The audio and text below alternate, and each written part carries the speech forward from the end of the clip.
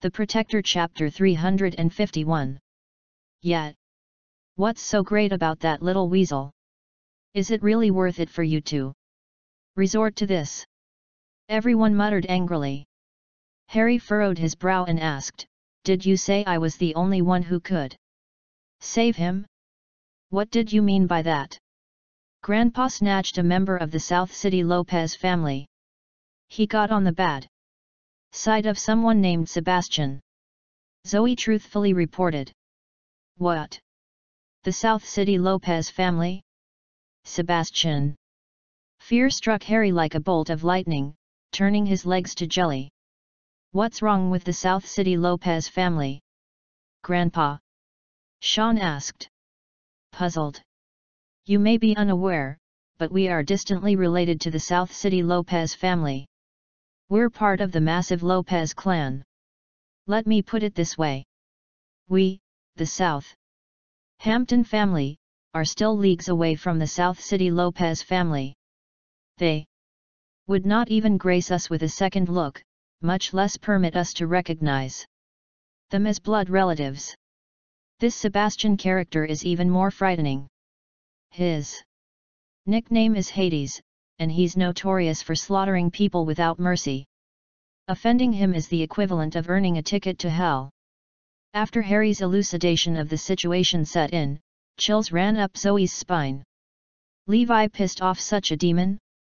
This is even more terrifying than the Northampton Chamber of Commerce. What do we do now? Grandpa, you're familiar with the South City Lopez family. You have to know of a way to save Levi. Zoe burst out, her voice tinged with anxiety. Harry only shook his head. Impossible. I'm but a mere bug in the eyes of the South City Lopez family. I have no right to vouch for Levi at all. I'm begging you, Grandpa. I can't let anything happen to Levi. Please. Zoe pleaded desperately, tears raining down her cheeks. It's too difficult. It might end up causing trouble for our family. Harry shook his head helplessly. Grandpa, please help me out just this once. I want to give it our best shot at the very least. Zoe was out of options. Harry was unconvinced. Please try, Grandpa. I'll agree to anything. Zoe's tears gushed out of her eyes. At her words, Harry's eyes lit up. Okay. You said it yourself. You'll really agree to anything I say? Zoe nodded vigorously. Yes. I will. Grandpa, as long as you save Levi, I swear. I'll do anything you want. Okay then. I'll see what I can do. If Levi makes it out, you are to transfer the entire company to me and back out of your own accord. Harry announced. Zoe froze. Sadness crept over her heart. Even at a time like this, Grandpa still chose to plot against her. Fine. You have my word. She was ready to sacrifice everything in order to save Levi. Your word isn't enough. We'll sign a contract to seal the deal. Harry said. Henry immediately typed out a contract. After reading through the terms, Zoe signed it. The Lopezes were delighted. All of Zoe's inheritance was finally theirs. It had been a long and arduous wait for this day. They trusted Harry inexplicably. Since he had given his word, success was guaranteed. Harry was extremely confident. Decades ago, he had attended one of the Lopez family's annual meetings. He was granted assurance that the South City Lopez family would support all the family branches. The South City Lopez family promised to help them with one instance. Harry had been holding on to this chip for years. He was wisely biding his time in order to wait for the perfect opportunity. A window of opportunity had finally shown itself. After all, Zoe's inheritance was worth close to $1 billion. Okay, let me call and try. Harry grabbed the receiver of the landline. Hello sir, I am Harry from Northampton. Unfortunately, I'm calling to trouble you. I would like to activate the promise given to me at the annual meeting. The Protector Chapter 352. Are you certain you want to use it now, Harry? You only get one chance. The voice on the other end of the call coldly warned.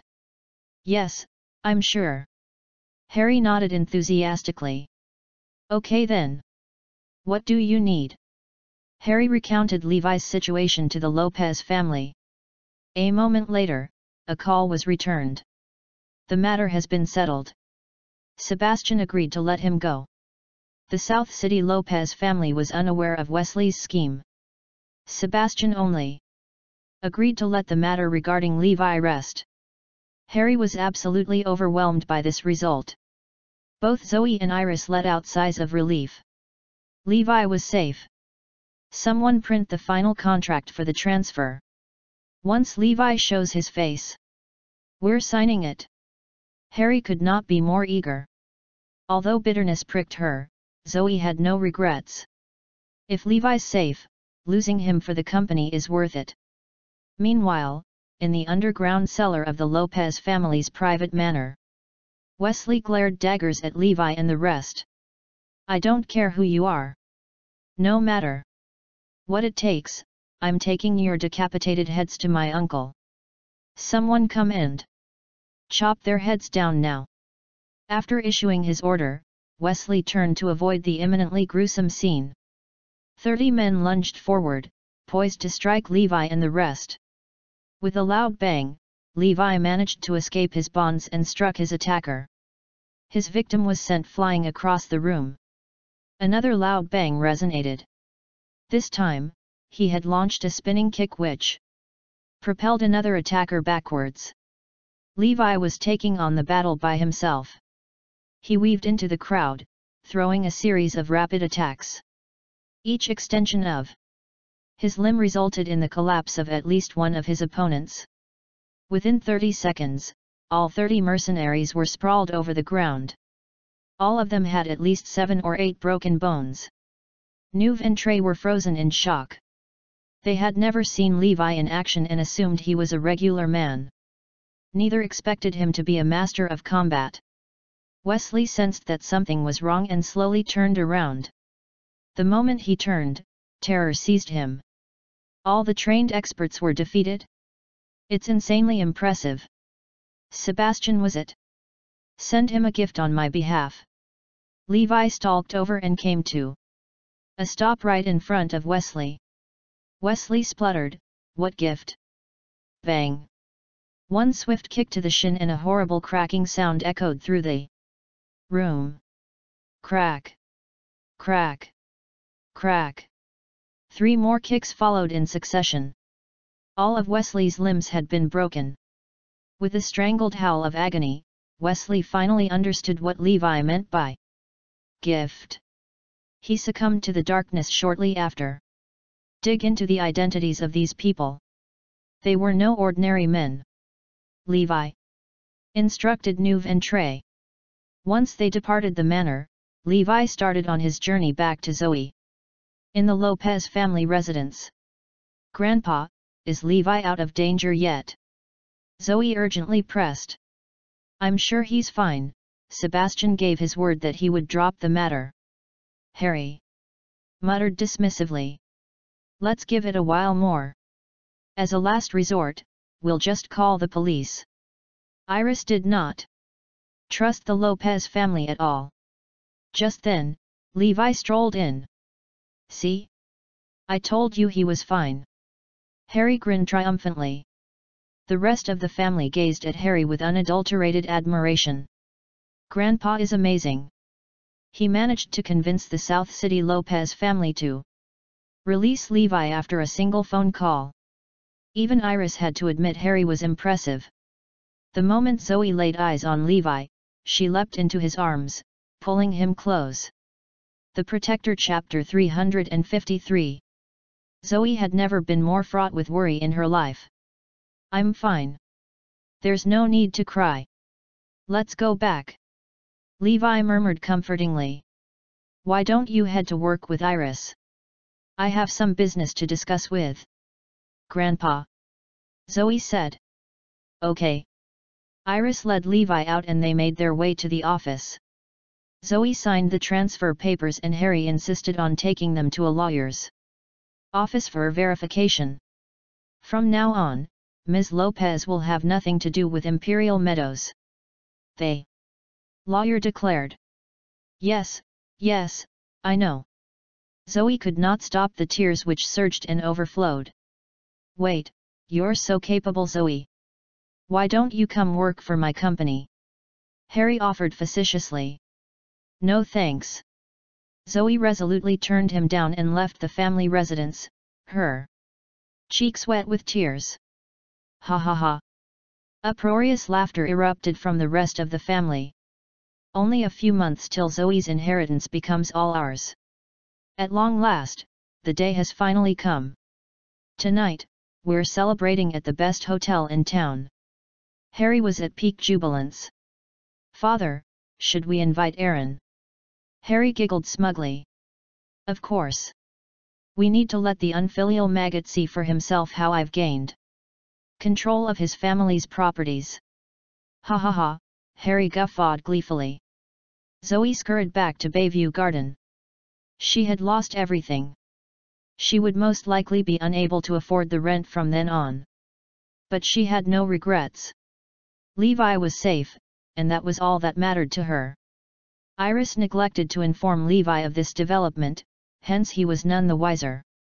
Mr. Garrison, we've found the information you requested. Those people were trained assassins who belonged to the Robinson family. Neuve reported. Things instantly clicked for Levi. The Robinsons were the ones pulling the strings. Good. Once the swearing-in ceremony is over, you guys will be the first to go.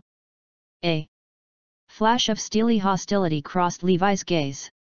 After work, Iris brought Levi back. Before she exited the car, Iris issued an austere remark, "Treat Zoe well. The burden of the family rests on your shoulders from now on." Levi found her words strange. "I've always been good to Zoe. Back home." Zoe looked like she had been crying. "What's wrong, honey? Why the tears?" Levi asked with curious concern. "It's nothing. I just felt like crying for some reason." Zoe dried her eyes. "You have a weird hobby," Levi smiled. Suddenly, someone pounded on their door. When Levi opened the door, Aaron and Caitlin bolted past him straight towards Zoe. "What's wrong with you, Zoe?" they asked in surprise. Zoe's voice caught in her throat and she struggled to come up with a reply. "What's wrong? Did something happen to Zoe?" Levi was bewildered by their reactions. Aaron shot Levi a glare. "Don't you know what happened? Because of you, Zoe gave her entire inheritance to the Lopez family." "Exactly. She's now penniless." Caitlin roared. "Wait. What?" Levi was floored. "You were captured by the South City Lopez family, so, in order to save you, Zoe agreed to father's terms. Your safe return in exchange for her entire inheritance. Since you were saved, Zoe had to make good on her word. It's all your fault. We were beginning to see the light at the end of the tunnel, but you wrecked it. Why did you have to offend the Lopez family?" Aaron and Caitlin were ready to unleash their fury on Levi. The Protector Chapter 354. I admit to pissing off the South City Lopez family. But Harry was not the one who saved me. I managed it by myself. It had nothing to do with him. Levi explained. In frustration, he turned his attention to Zoe. "You've been tricked. It really wasn't Harry who saved me. Why didn't you just ask me?" Zoe was stunned. She believed Levi. As if. "Don't you know who Sebastian is? They're on par with the most elite family. From Northampton. How would you be able to make it out on your own after incurring their wrath?" "Exactly. We all saw father make the call to Sebastian, who promised to let you off.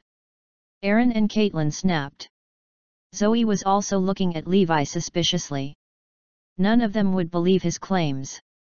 Levi did not bother to explain himself any further. After all, regardless of what he said, his words would not be taken seriously. Harry had chosen the perfect opportunity to wrap everyone around his finger. Further elaboration was futile. Levi, please reflect on yourself. Zoe made the ultimate sacrifice all for your sake. She lost a multi-million company. Aaron was close to tears in distress. Levi was visibly touched by Zoe's sacrifice. She really loves me. After all, a few million is more than enough to test one's loyalty. Yet, she chose to save me even if it meant losing a few billion. Since the company has already been transferred, there's no point in crying over spilt milk. I'll help Zoe start up a whole new company, one which will take the world by storm. Levi asserted. It aligned perfectly with the plan he was about to execute. Soon, he would be purging Northampton. When the time came, there would be a surplus of resources in the market. It would be the perfect opportunity for Zoe to step in. She would also be helping Morris Group to share the load. Then, no one would care about the crummy company the Lopez family stole. You're all talk. Luckily, you work for Morris Group, else I would beat you to a pulp. Aaron and Caitlin smiled wryly as they exited. Zoe beamed. Stop teasing me, honey. As if I would be able to take the world by storm. I'm serious. Northampton is about to undergo a big shift. Just wait and see. Levi announced. He's just trying to comfort me. I need to smile for his benefit. The Lopez family better watch their backs. I won't let them get away with it so easily. Levi's eye glinted menacingly. As the sun slowly disappeared below the horizon, the Lopez family was enjoying a stupendously lavish banquet. They didn't even bother to show up. Henry and a few other people screeched. Father, I suggest we scratch their names entirely off the family register. They're as poor as church mice now. Henry suggested. Fabian nodded in agreement. Yes, that's right. We've milked them for all they're worth. What's the point in keeping them around? Yes, yes. The Lopez family is now worth over $1 billion. How could we accommodate people like Aaron? How humiliating. They'll definitely come crawling back for help in the future.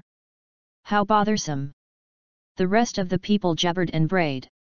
Harry was slightly tipsy and he nodded excitedly. Okay. We'll remove them from the family register at the family meeting tomorrow. From then on, we won't have anything to do with them. Ha ha ha. That's great. Henry and the rest applauded delightedly. The next day, Zoe and Levi were still slumbering. An urgent call woke them abruptly and tore them from away Morpheus realm. The call was from Aaron, who told them to hurry down to the Lopez family ancestral home. The Protector Chapter 355. By the time Levi and Zoe rushed to the scene, Aaron and Caitlin had already arrived. The location had been intentionally picked to be the family ancestral halls. Dad, Mum, what's wrong? What's the rush? Levi asked, puzzled. We don't have a clue either. We were just told to meet at the ancestral halls. I think they're announcing something big. Caitlin answered. Aaron knitted his brows. My right eyelid won't stop twitching. Shortly later, Harry arrived with the rest of the Lopez family party at the ancestral halls. Henry and the rest smirked sinisterly. An uneasy feeling settled in the stomachs of Levi and the other three. But they were certain of one thing. Nothing good could come out of this. Harry seated himself on the wooden chair in front of the shrine and the rest took their seats according to seniority. Harry quickly scanned the scene and sternly boomed, "Is everyone here?" Fabian nodded in response. "Everyone is here, father." Harry was the first to offer up a joss stick. "It's been some time since we had a family meeting at the ancestral hall. Today's meeting was called to announce." Harry's gaze fell on Aaron. "After a long discussion with the family, I, of the Northampton Lopez family, have decided to expel Aaron and his family from our clan," he stated plainly. Once the last word left his lips, every person present gaped in astonishment. Levi and his family's faces fell. "What? Kicked out?" The news was earth-shattering for the three of them. They could almost see their world crumbling around them. "We're being removed from the family register. What could be worse?" Such a blow threatened to push them off the cliff into the chasm of insanity. Aaron looked at Harry in utter disbelief. Caitlin immediately dissolved into tears. Tears were brimming in the rims of Zoe's eyes. "Grandpa just robbed me of my assets worth close to $1 billion. How could he go so as far as to burn all our bridges? How could he force us out of the family?" She could only sigh in resignation. "All in favor, raise your hands," Aaron yelled.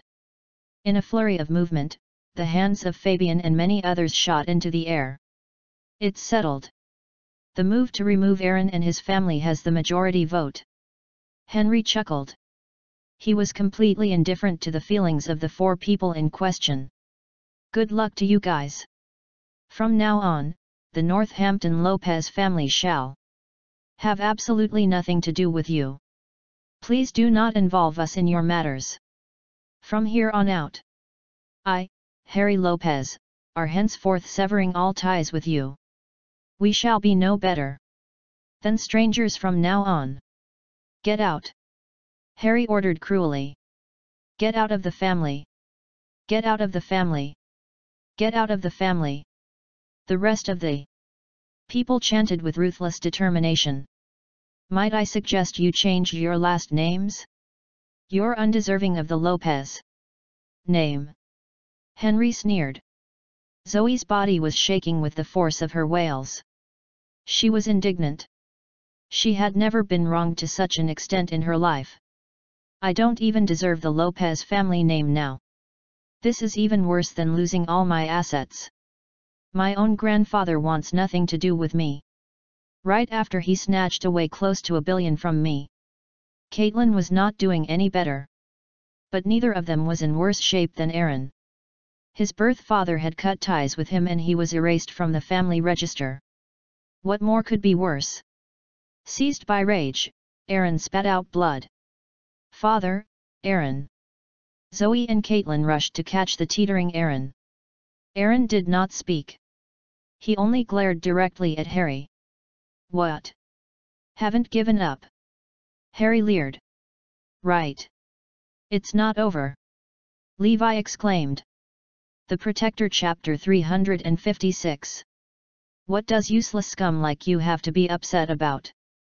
You're grossly unfit to be part of the Lopez family. Exactly. Get out of the Lopez family. You useless scum. You have no right to be here. Get out and stay away." Levi opened his mouth and the room fell silent. "Harry, would you believe me if I said you'll live to regret this?" Levi hissed, his lips curled upwards in a malevolent smirk. "Ha ha. Me? Regret? Impossible. I hold all of Zoe's assets. What do I have to regret?" Harry retorted with an equally hostile smirk of his own. The rest of the people stared at Levi like he was an idiot. Aaron wiped away the blood at the corner of his mouth and fixed his eyes on Harry incredulously. "Father, must you go this far? What did I do wrong that you insist on kicking me out from the family?" "Yes. The Lopez family has always had strict rules. Erasing anyone's name from the family register can only be a punishment for something egregious." "What did Aaron and I do?" Caitlin asked, choking back sobs. Zoe's gaze was also boring into Harry. Harry exchanged a look with Henry before coldly replying, "Don't you even know what you did? I worked to raise you and even opened a company for you. What about you guys? You contributed nothing to the family. You even committed deplorable acts. But you want to leave the Lopez family. It's the equivalent of betraying your ancestors." Yes. Zoe's company leaving the Lopez family is the equivalent of betraying the ancestors. The punishment for betraying your ancestors is expulsion from the family. Get out of the Lopez family. Henry and the rest chided and raged. They even shoved the four of them. Aaron gazed at Harry despondently and asked, "Father, I'll ask you one last time. Must you take it this far? Leave. Never call me father ever again. You're no longer part of the Lopez family." Harry rebuffed heartlessly. He struck off the names of Aaron and the rest from the family register. Aaron was no longer a member of the Lopez family. It was official. At that moment, despite being a picture of masculinity, Aaron broke down into balls of agony. "Dad, Mum, Zoe. Let's go." Levi dragged the three of them out. Despite trying to saunter away, their figures appeared forlorn. Ha ha ha. The Lopez family guffawed and laughter resonated throughout the room. "We've finally got rid those burdens. From this day onwards, our family shall prosper," Harry bellowed. In the car, Aaron and his family huddled together, sobbing. This was the darkest hour of their existence. They never would have imagined that the day would come where their names were erased from the family register. They no longer belonged to the Lopez family. Levi could only offer warm words. "The three of you are too nice. You've suffered silently at their hands for ages. All this time, you prioritized family, and allowed them to step all over you. If you think about it, they're the ones who aren't fit to be related to you. Look at how they treated you. After leaving you with nothing, they even kicked you out of the family. But this might be a good thing. From now on, you can focus on working hard without anything holding you back. I'll make them pay. You can just sit back and wait for the day when I make them kneel before you and beg for forgiveness." The trio was in the throes of despair and merely took Levi's words and passing remarks of comfort. The Lopez family did not stop there. The news spread like wildfire through the Northampton media outlets. Aaron Lopez and family betrayed the Lopez family and plotted to get a hold of all the Lopez family estates. Harry Lopez had no choice but to harden his heart and expel them from the family. Countless savage condemnations fell upon them. Page after page depicted Aaron as a callous fiend, an ungrateful bastard.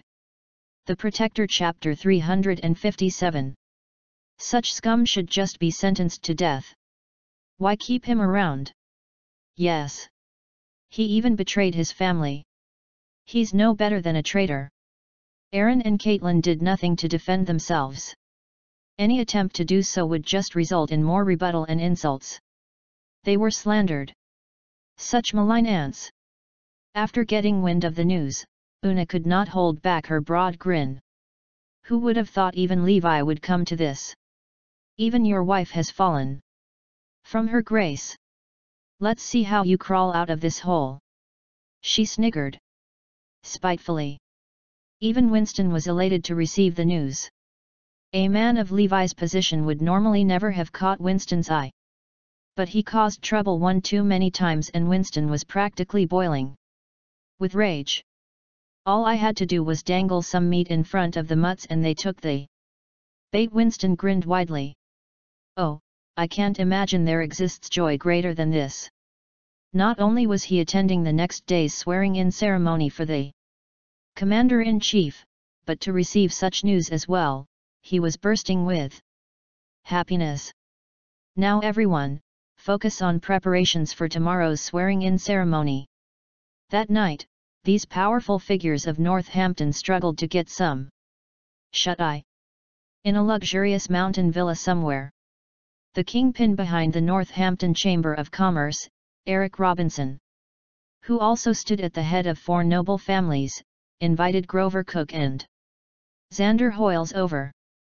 "Mr. Cook, Mr. Hoyles, I ask for your assistance tomorrow," Eric appealed. "How do you want us to help?"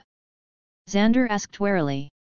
"Tomorrow you are to arrange a meeting between us, the god of war, and Mr. Quinton. Winston Gonzalez cannot, under no circumstances, know about it. I'll leave this matter in your hands. The Northampton Chamber of Commerce is in grave danger." The faces of the men in front of him soured. "Okay, leave it to us. I'll also have Jesse come up with a plan to help the Northampton Chamber of Commerce," Grover replied calmly. "That's great." Eric and the rest were thrilled. Their fates rested on the shoulders of Xander and Grover. Hee hee. When the time comes, we'll have both Morris Group and the Gonzalez family under our thumb. They could not wait for the next day to arrive. The next day, the Northampton war zone had completed all preparations and were more than ready. The Commander-in-Chief's swearing-in ceremony would begin at exactly 9 o'clock. Andy, who was in charge of the event, bustled about incessantly. The last step was to ensure the god of war would be making an appearance to formally introduce Percy as the new Commander-in-Chief. Andy was overwrought with emotion.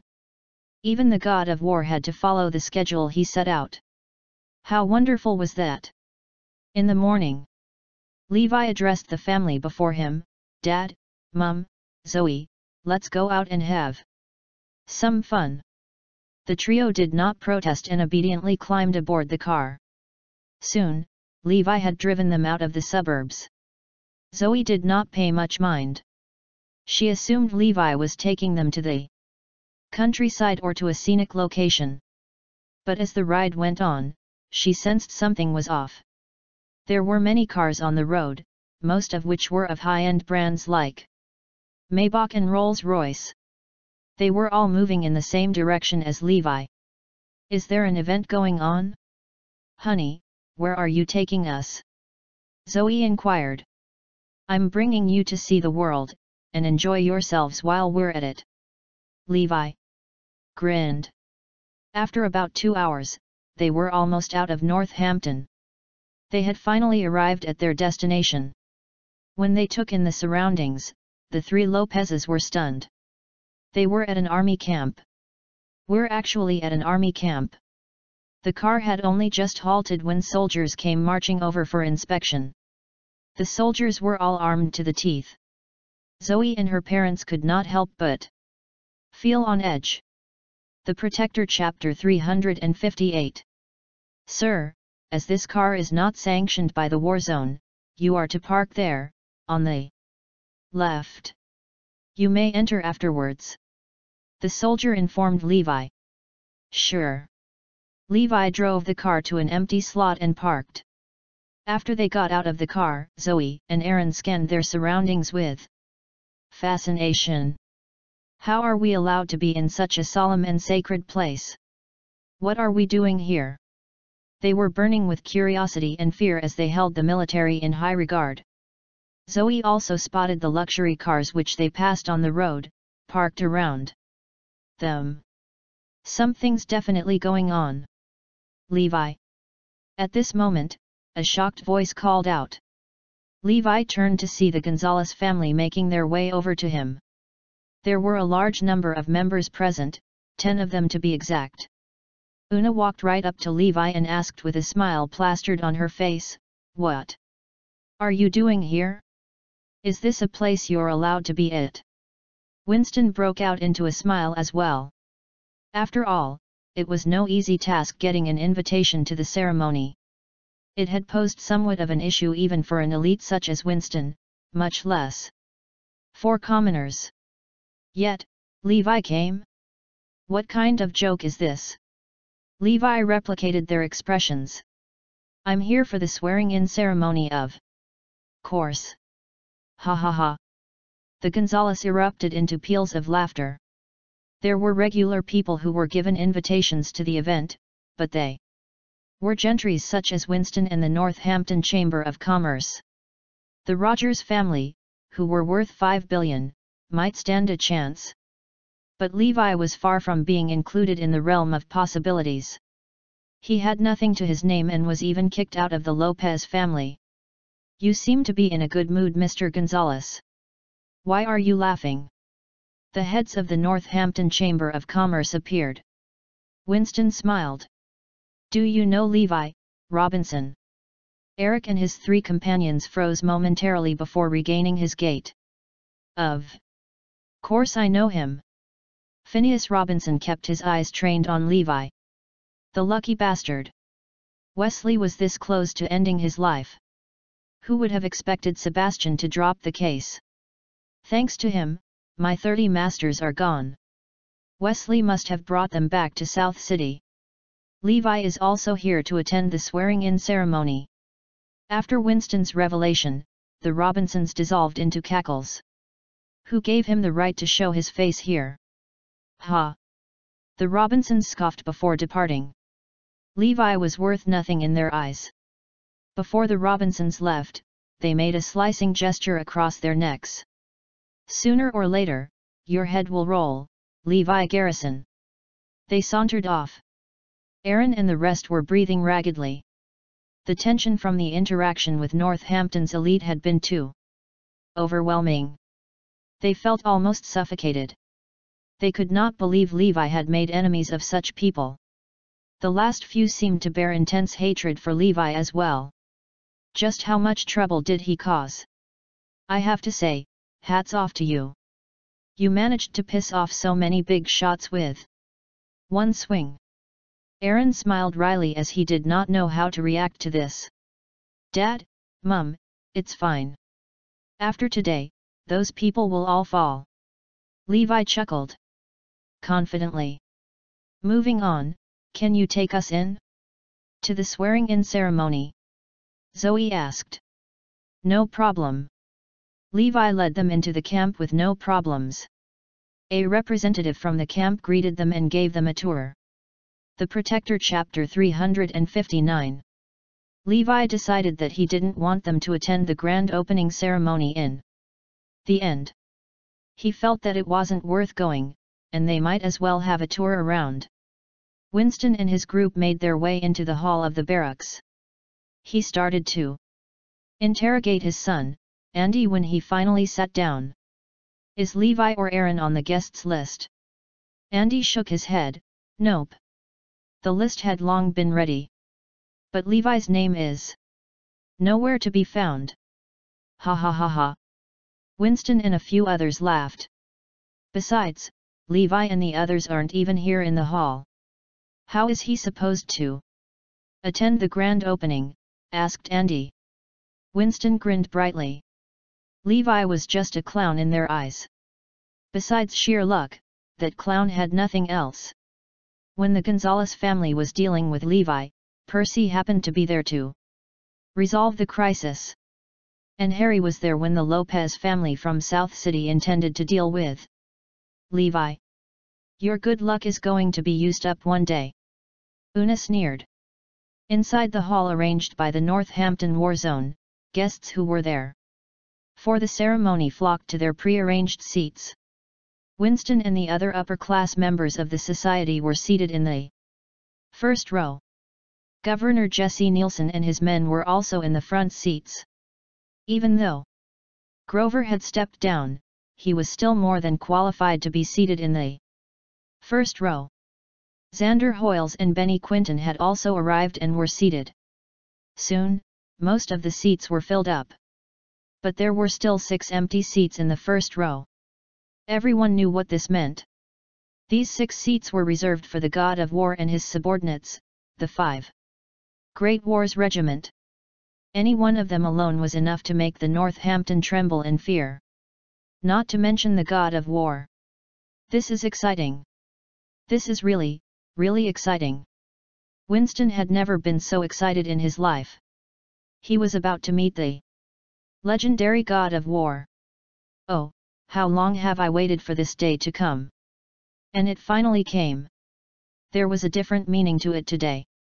The god of war and Benny Quinton were going to make their appearance together. The commander-in-chief in charge was also the famed general of the Iron Brigade. This would be quite a historic moment to witness. Winston kept glancing towards the passageway.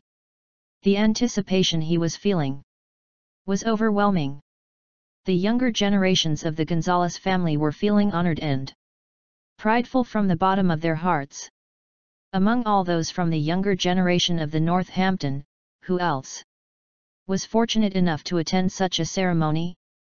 This was the power of the resources they had. The experience and networking they had accumulated were definitely enough to crush their competitors. The billionaires of the Northampton Chamber of Commerce were of no exception. Compared to Winston, the god of war was relatively more like their last hope. Because the Northampton Chamber of Commerce was in distress and the markets were disintegrating, they would suffer if there wasn't anyone to back them up. The attendees quietened down after a short while. Not long after, Percy marched into the venue with his military uniform on. The attendees slowly stood up and welcomed Percy. After all, he was going to be the commander-in-chief of the Northampton war zone after today. But Percy didn't walk over to the stage. He waited at the passageway instead. Soon, Azure Dragon, Kieran and Phoenix arrived. They were the 5 Great Wars Regiment. Their intimidating aura overwhelmed the audience in the hall. This was the first time the famous 5 Great Wars Regiment were on stage together. Even Xander felt his blood boiling with anticipation. Just the 5 of them was enough to kill an army of 1,000 men. Azure Dragon and the others stopped at the passageway too. 6 of them, including Percy, stood in 2 rows as they waited. Everyone knew what this meant. They're waiting for the arrival of the god of war. Everyone stood up as they held their breaths and paid full attention to the passageway. Tap, tap, tap. Sounds of footsteps could be heard shortly after. A mighty silhouette had appeared at the passageway. The Protector, Chapter 360. Salute. Percy yelled and gave a standard military salute. All the soldiers followed suit. Once the figure returned the salute, he began to walk into the hall with Percy and the others flanked beside him protectively. Everyone's hearts were pounding, as it wasn't an exaggeration that the 7 people in front of them could save the world. This is exciting. He's the god of war. He's Arudia's one and only 5-star rated god of war. Una's heart thumped as she watched the tall figure from afar. Now that's a true hero. He's the man of every woman's dream. Una fell in love with the man just by the sight of him. The Gonzalez family had also planned to do whatever it took to get Una to sleep with the god of war that night. Una was very confident that she was going to be the god of war's wife soon. I'm going to be the wife of Arudia's most respectable god of war. Una could already see the bright future she was going to have. The faces of Winston and his group were glowing. After today, I, Winston Gonzalez, am going to be the grandpa of the god of war. The Gonzalez family is going to prosper and become Arudia's most powerful aristocratic family. Before long, Levi and his group were finally in the hall and got to their reserved seats. The attendees in the hall could only see the back of the god of war. He sat in a tall and upright manner, like the backbone of the nation, the Great Wall of Arudia. The 5 stars on his shoulder shined brightly. Right now, he was the biggest focus of the audience. One should have a son like the god of war, exclaimed Winston. Don't you think the god of war looks familiar? Winston and his group, who were sitting a bit further behind, couldn't see quite as clearly. So Winston, Eric, and the others started to put on their glasses. His back seems really familiar. I feel like I've seen him somewhere before, said Winston. That's right. He looks familiar to me too, but I just can't remember who he is," said Una.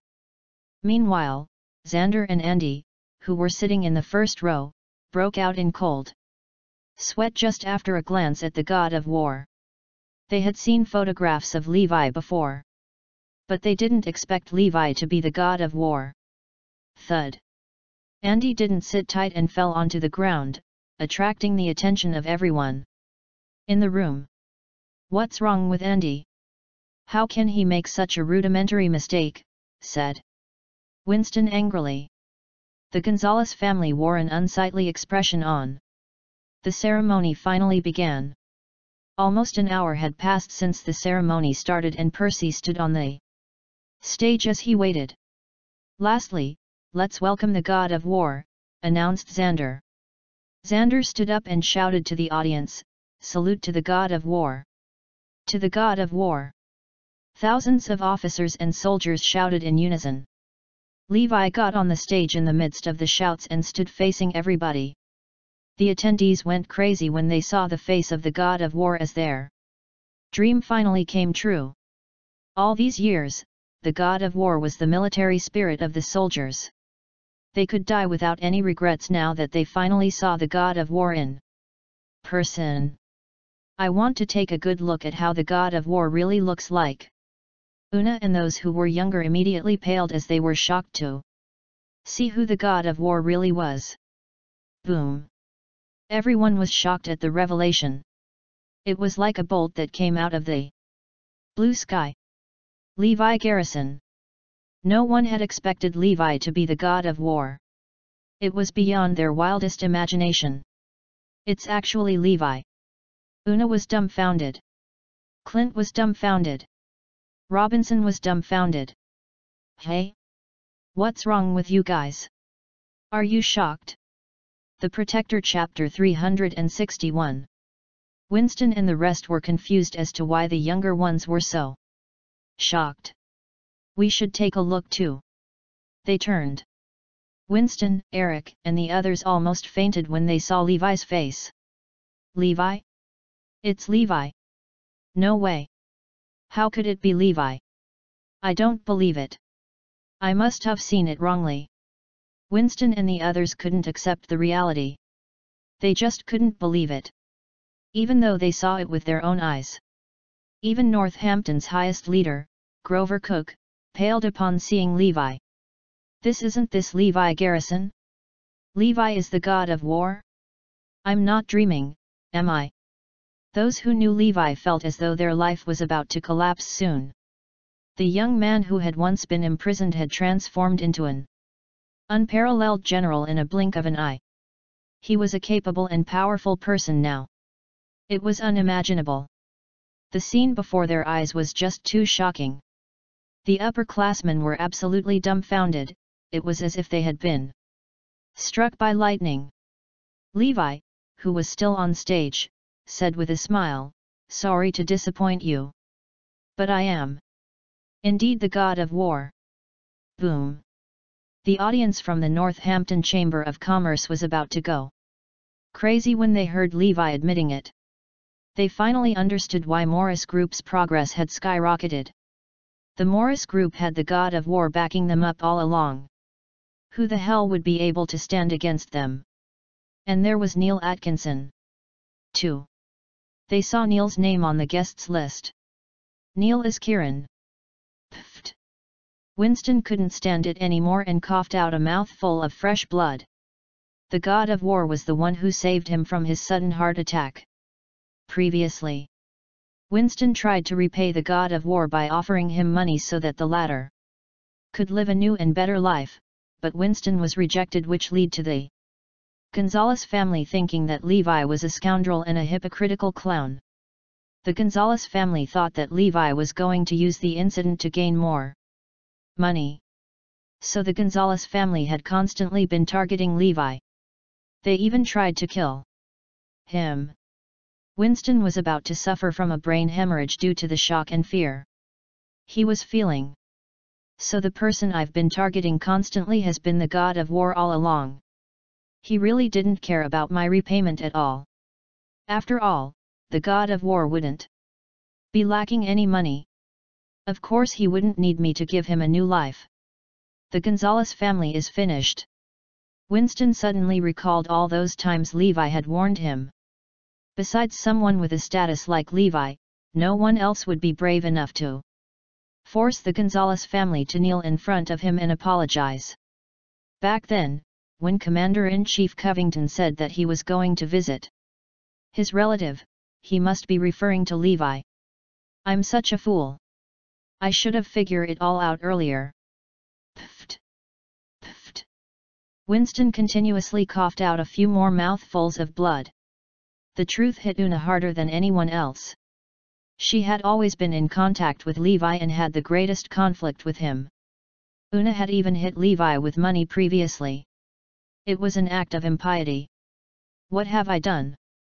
I've been humiliating the god of war all this time? Una immediately burst into tears. She had single-handedly ruined the Gonzalez family. Up on stage, Levi held the decree of appointment and announced, I hereby appoint Percy Covington as the Commander-in-Chief of the Northampton War Zone. Percy accepted the decree of appointment while the attendees clapped. It was the most glorious moment of his life. I thought I had left the Iron Brigade, but I didn't expect that I would be personally appointed by the person I respect the most. Levi didn't get down from the stage immediately. Instead, he scanned through the audience and said with a smile, I'm going to use this opportunity to say a few words to some of you. Boom. The attendees were stunned by Levi's words, especially Winston and his group. Their expressions had changed drastically. They realized that something bad was about to happen soon. *T. The Protector Chapter 362. Percy and the higher UPS of the Northampton War Zone looked at Levi with curious eyes. They knew nothing of the upheavals of the Northampton. But Xander, Grover, and a few others already knew that something was up. They broke into cold sweat. Winston is here, right? Levi asked suddenly. Boom. Winston was about to have a heart attack at that moment. He coughed out another mouthful of blood. Is Winston here? Levi increased his volume into a thunderous roar. Everyone in the room felt the powerful aura Levi exuded. H here. I'm here. Winston almost fell on his knees out of fear. How did you treat me when I saved your life the other day? Thud. Both Winston and Una fell onto their knees. How dare you repay my kindness with enmity? Your granddaughter threw money at me to humiliate me. She kept provoking me and even tried to kill me. The attendees were shell-shocked upon hearing what Levi had said. The leaders of Northampton looked at the Gonzalez family in disbelief. Where did they find the courage to do that? They actually tried to kill the god of war? Who on earth could bear with that? It seems like even Xander Hoyles would have to destroy them.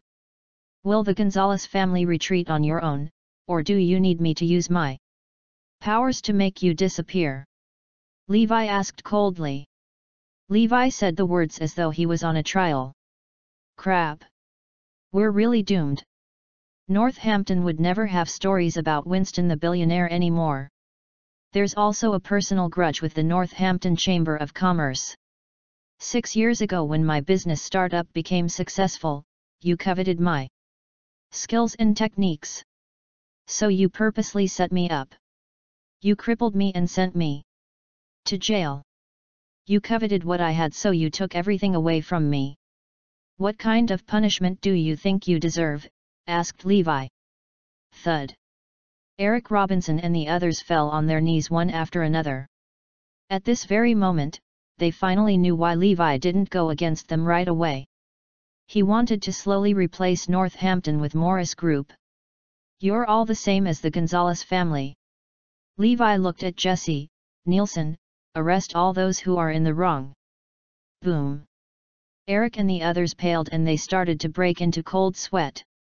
They had done many things that violated the regulations in the years of expanding their business to its current state.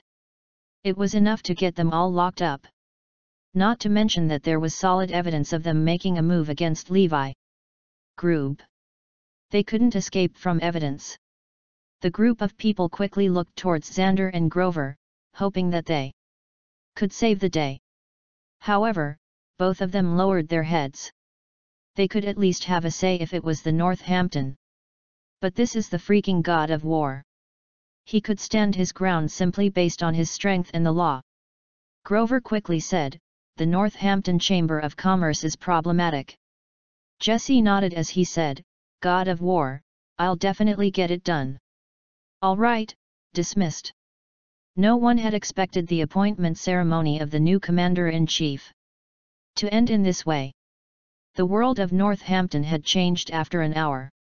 The most powerful Northampton Chamber of Commerce and the Gonzales family are ruined.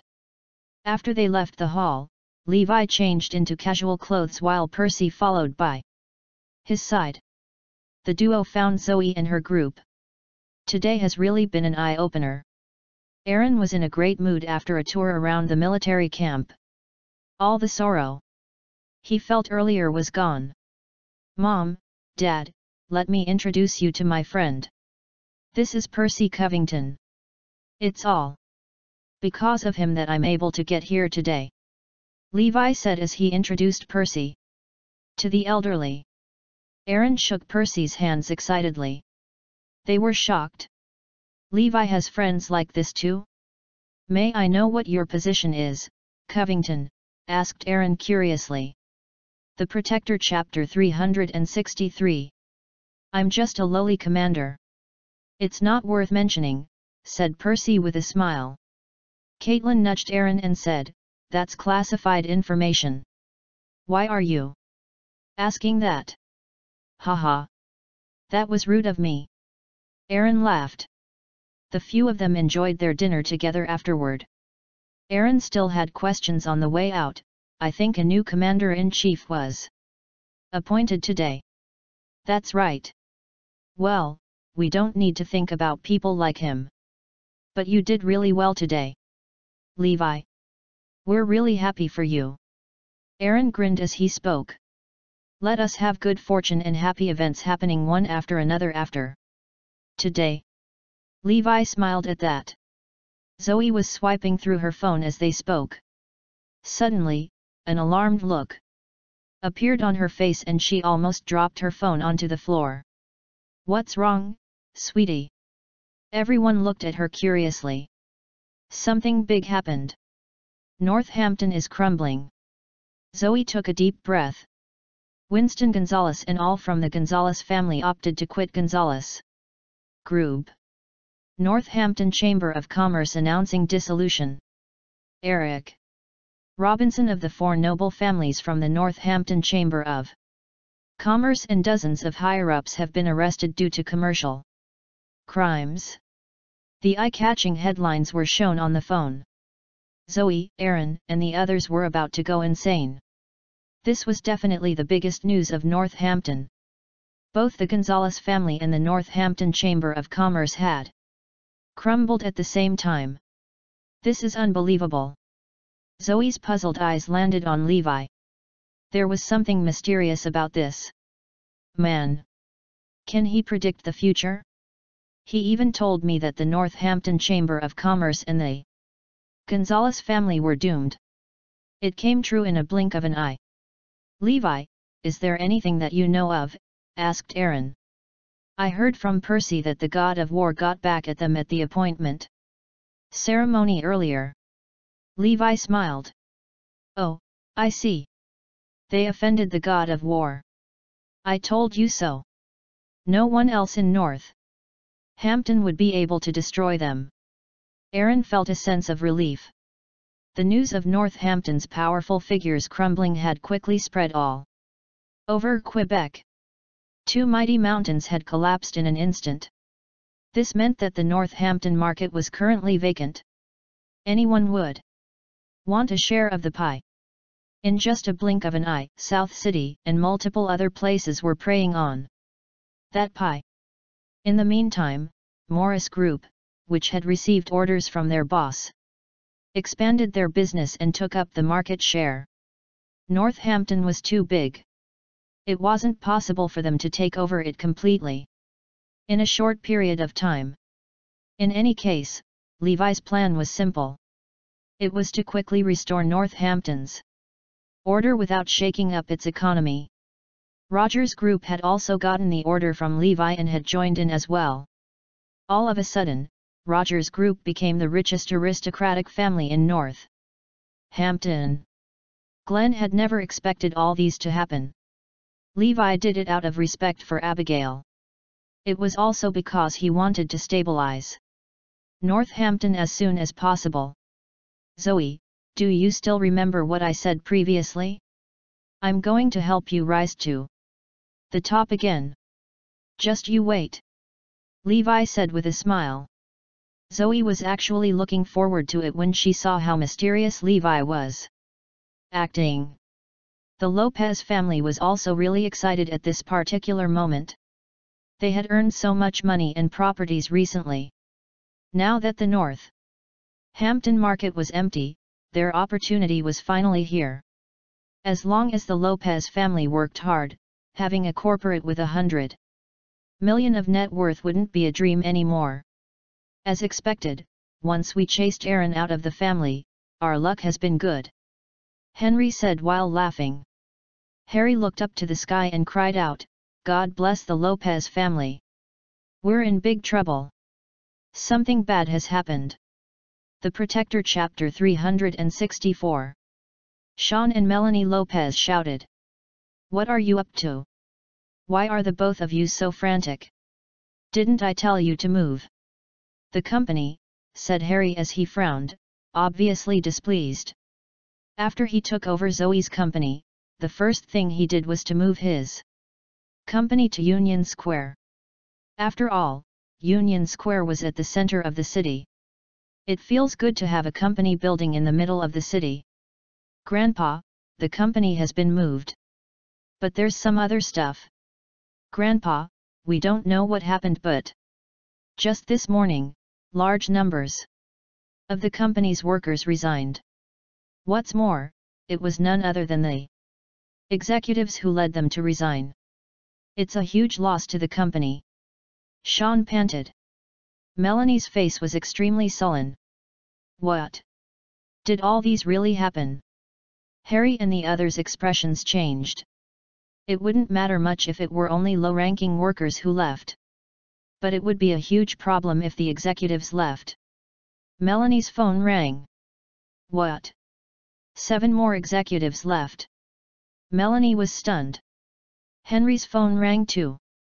What? The construction team of the West City Ecological Park project cancelled. The contract and all of the workers left? Even the security and the guard dog left. Henry's eyeballs were about to pop out upon hearing the news. The West City Ecological Park project had become a complete mess. Sean received a text message. He was immediately left dumbfounded after he read the text. What?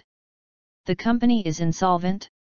The funds have long been used up in the development and now the company doesn't have any cash flow. Sean was about to have a breakdown soon. The person in charge of the project from Morris Group called Harry right at this moment. Hello Mr. Lopez, why is the project we're collaborating with Imperial Meadows Limited halted? Morris Group asked. Due to some recent internal affairs of the company, there has been a delay in the progress. It'll be back to normal soon, Harry said and smiled awkwardly. Morris Group was like the god of wealth to the Lopez family now. Mr. Lopez, please take a good look at the contract. There's still 2 days' time. If the project invested can't resume, you'll have to compensate us due to breach of contract. According to the contract, you'll have to pay $1 billion if that happens. Harry almost peed himself upon hearing what the person in charge from Morris Group had said. Harry was trembling when the call ended. What's happened? Have the collaboration projects with Morris Group been halted? Asked Harry. Fabian quickly went to check. Fabian was sweating buckets when he was done checking. Father, the collaboration project with Morris Group is just too big. If we want to continue, we'll have to dump in more money, said Fabian. What happened? Didn't Zoe's company get a big investment fund? How did this happen? Harry was about to vomit blood. The Treasury Department of Zoe's company is currently empty. Not only have the funds been cut off, it seems like the company is also in debt. What Sean said made the Lopez family tremble in fear. Hey? That's not possible. Zoe's company had been growing so well. Her company even moved to the Union Square. That's right. The company's market value of almost $1 billion isn't fake. The faces of Harry's and the rest were full of disbelief. I understand now.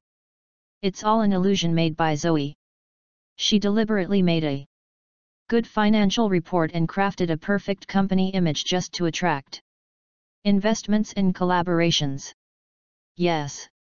There have been quite a few companies looking to invest and collaborate with us. It must be because they were attracted by the financial report made by Zoe, analyzed Fabian. The Protector Chapter 365. God damn it. I thought we actually had $1 billion in our hands.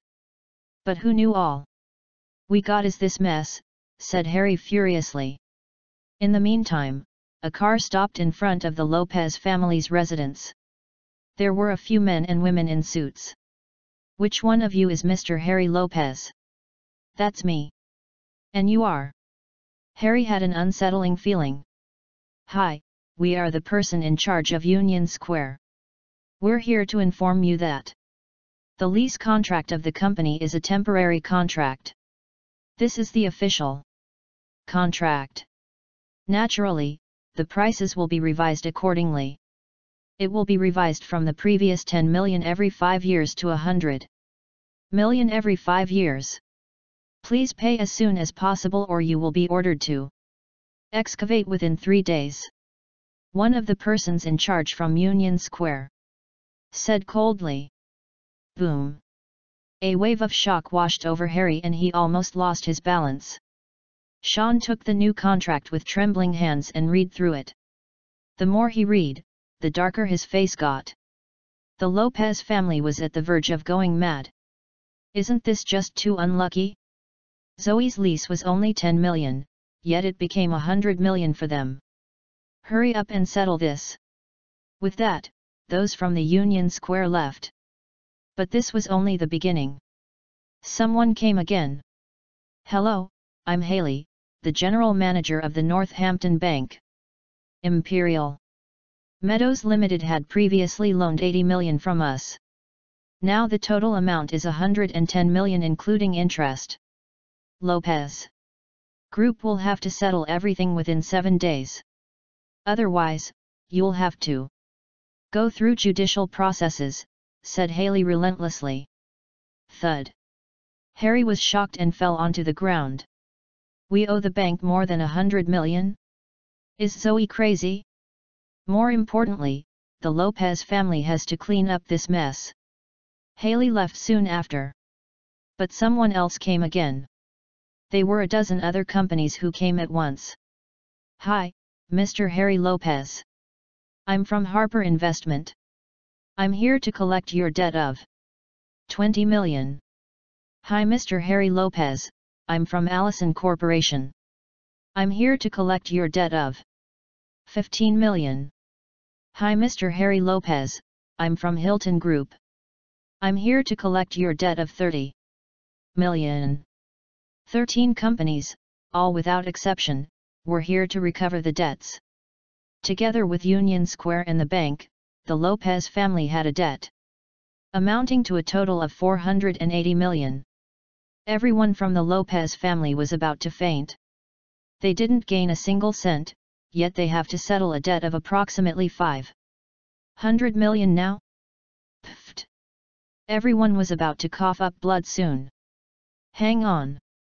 Zoe's Imperial Meadows Limited is the one that owes you the money. It's none of Lopez Group's business. Sean immediately tried to justify themselves. HMMPH. Why are you still trying to come up with excuses? Lopez Group officially bought over Imperial Meadows Limited. So naturally, the debt of Imperial Meadows Limited will have to be settled by you. That's right. What does this have to do with Ms. Lopez? Hurry up and pay us back. Or you'll have to go through the judicial process. Everyone from the Lopez family will have to go to jail by then. The representatives from all 13 companies were tough. They didn't even give the Lopez family a chance to breathe. 7 days. We'll only give you 7 days. When all representatives from the 13 companies left, everyone in the Lopez family were deathly silent. Everyone was soaked in cold sweat and was breathing heavily. Tap, tap, tap. Suddenly, footsteps could be heard from the outside. A group of workers wearing safety helmets rushed into the Lopez family's residence. They were contractors from Imperial Meadows Limited. It was payday. When the workers heard that the company was in a crisis, they had rushed to the Lopez family to get their pay. Harry Lopez. Pay us immediately. Right. Quickly pay us, or you won't be able to handle the consequences. The Protector Chapter 366. 100 men or more had the Lopez family completely surrounded. They made a big ruckus out of it. The Lopez family were completely stunned. Did a bunch of workers come out to protest? Previously Zoe had arranged for the contractors to be paid at the end of the month, and it just so happened that today was the payday. The Lopez family might have to foot the bill in her stead. Zoe is the one who had your money. Find her if you must, but it has nothing to do with us, yelled Sean angrily. What nonsense is this? Shouldn't it be the opposite? Ms. Lopez has nothing to do with the company anymore. That's right. Ms. Lopez has already been disowned by the Lopez Group. How could she be a part of this? We won't leave until we receive what we were owed. The workers were starting to be unreasonable. You are trespassing on private property. Get out of my sight or I'll have the cops arrest you, warned Sean. Even better. I'll have them know that our wages are due. The contractors did not seem to mind at all. Fine, I'll do just that. Sean believed that the contractors were only putting on a facade. Wait. Don't be rash and think this through. Should you get the police involved, things might just blow out of proportion. Wouldn't it be bad if the media finds out about this? Said Fabian as he attempted to stop Sean. Sean came to his senses immediately. Indeed. If such a scandal were to reach the ears of the media, the Lopez Group would be in deep trouble. Then what should we do? Asked Sean. Settle it, said Fabian unambiguously. But uncle. Sean was unwilling to give these people money, especially not on behalf of Zoe. My word is final, responded Fabian coldly. Sean, Melanie, and the CFO of the company wasted no time in auditing the accounts. There were a total of 7 contractors. They would have to fork out at least 5.7 million this month. It wasn't until both parties had agreed to settle things cordially that the contractors finally left with their workers. The Lopez family could finally take a breather. More than 5 million gone in the blink of an eye. Oh, how much it hurt. The main thing was that this wasn't a business investment, so they wouldn't be able to get a single cent out of it. The Lopez family slumped helplessly on the floor, drenched in cold sweat ever since this morning. This was the biggest predicament they have ever faced. A debt of 500 million. Even if they had Harry sold, would they even be able to pay off this debt? How did things turn out this way? They just couldn't fathom what happened. How did this happen? Are you guys stupid? Why did you investigate Zoe's company beforehand? Yelled Harry. Well, the Imperial Meadows appeared to be doing great. They had a few billions of highly liquid assets and some big-name investors backing them up. There was no doubt that the company had a bright future ahead, whimpered Sean. How would you explain this then? Asked Harry. Everyone had their heads lowered, no one seemed to have an apparent answer to that question. They did not expect this to happen at all. So what are we going to do now? Harry shouted. I knew it, this is the doing of Zoe. 10 billion in exchange for Levi's life, it isn't that hard of a choice for her to make, is it? That's right, knowing how despicable this little harlot is, she would definitely have made that choice. In order to climb the ranks of society, she was even willing to sleep with countless older men. If she were given the choice between Levi and 5 million, she would have undoubtedly chosen the latter. Not to mention this is 10 billion that we are talking about right now. It is definitely intentional. As Sean and Melanie were busy bad-mouthing Zoe, Harry's eyes gleamed and appeared to be in dismay. Are you saying that Zoe was searching for a scapegoat as she could no longer keep up with the operations of the company, and we just so happened to be there? That is certainly the case. A wicked woman like her would be all too glad to witness our downfall. The Protector Chapter 367. I swear I'm going to kill this harlot. Pfft. Harry was seething with anger. Zoe, you little b*tch. You tricked me. At this moment, the Lopez family were all sold with the idea that Zoe was having them clean up her mess. But she had no idea at all. When she was at the helm of Imperial Meadows, things were doing well. Business was growing and the company had sufficient capital. Little did they know that Levi was actually the one behind it. Within the span of a night, he had changed the fate of Imperial Meadows for the worse. Grandpa, I think it would only be reasonable for Zoe to return and clean up her own mess, suggested Henry. Yes, we should do just that. We'll let her solve her own problems, responded the crowd angrily as they agreed to Henry's proposition. Zoe was currently at the Morris Group. Even though she had lost her company, her abilities were. She planned to put her skills to good use at the Morris Group. However, she was stopped by Levi. Levi had plans for her to start her own company. Zoe was sulking at Levi for not letting her to do what she wanted. At that very moment, she received a call from Harry. Zoe, you goddamn harlot. How dare you trick me? Don't you dare tell anyone that you are related to Lopez family. Just as the call was connected, Harry was blasting at Zoe with full force. What happened, Grandpa? Zoe seemed to be puzzled. What happened, you say? Imperial Meadows of yours a debt of 4 billion. Your company's senior management have collectively resigned. This is such a huge matter, don't you dare pretend that you don't know about that. Hey? How did it end up like this? I don't have the tiniest inkling about that. Zoe was stunned, that wasn't surprising as she did not know what had unfolded behind the scenes. You are driving me crazy. Harry was on the verge of exploding in rage as he thought that Zoe was feigning ignorance at such a point in time.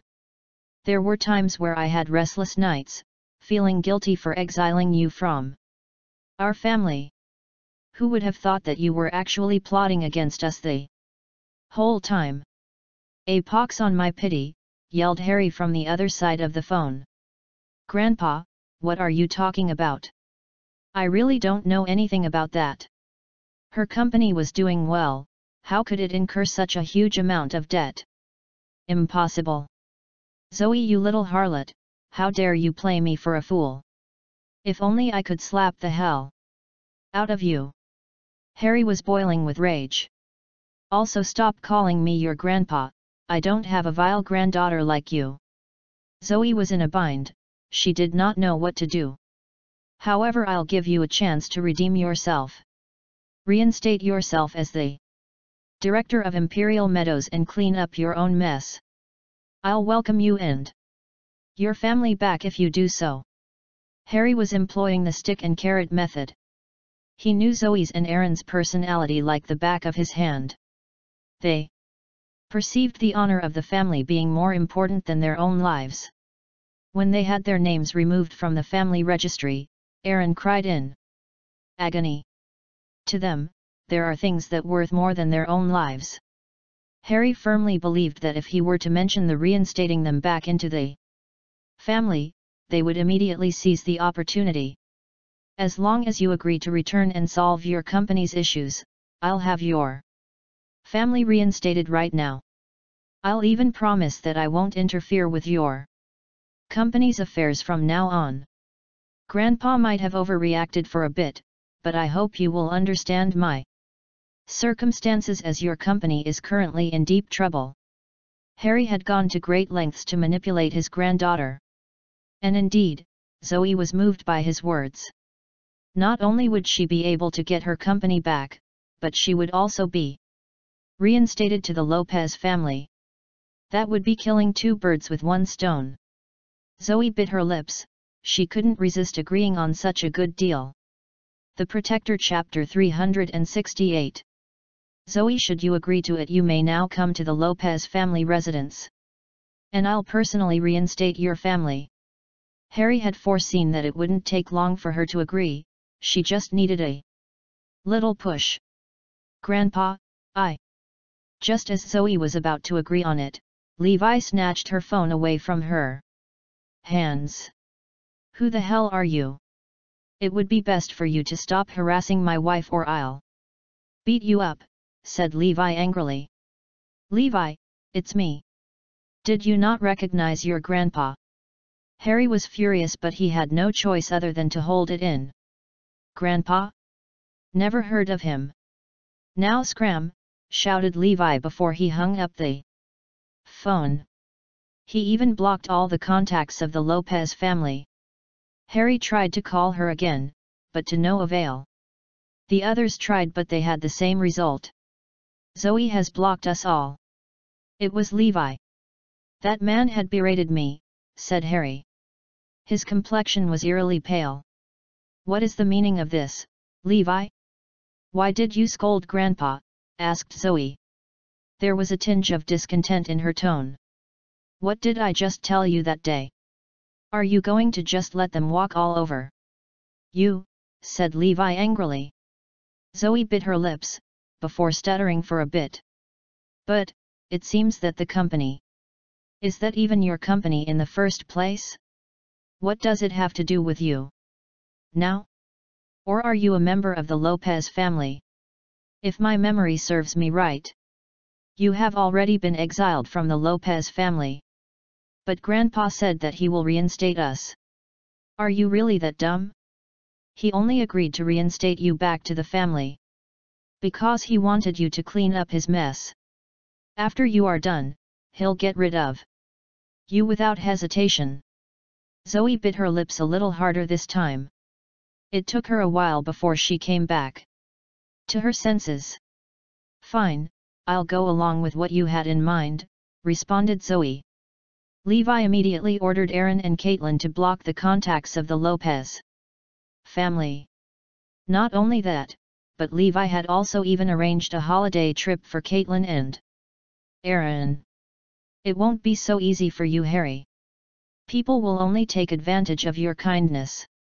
You need to know that the Lopez family has nothing to do with you right now, ranted Levi as he shook his head. When will Zoe realize she's too kind for her own good? Or else she would be bullied by the Lopez family for the rest of her life. The Lopez family was in a state of panic as they couldn't contact Zoe or her family at all.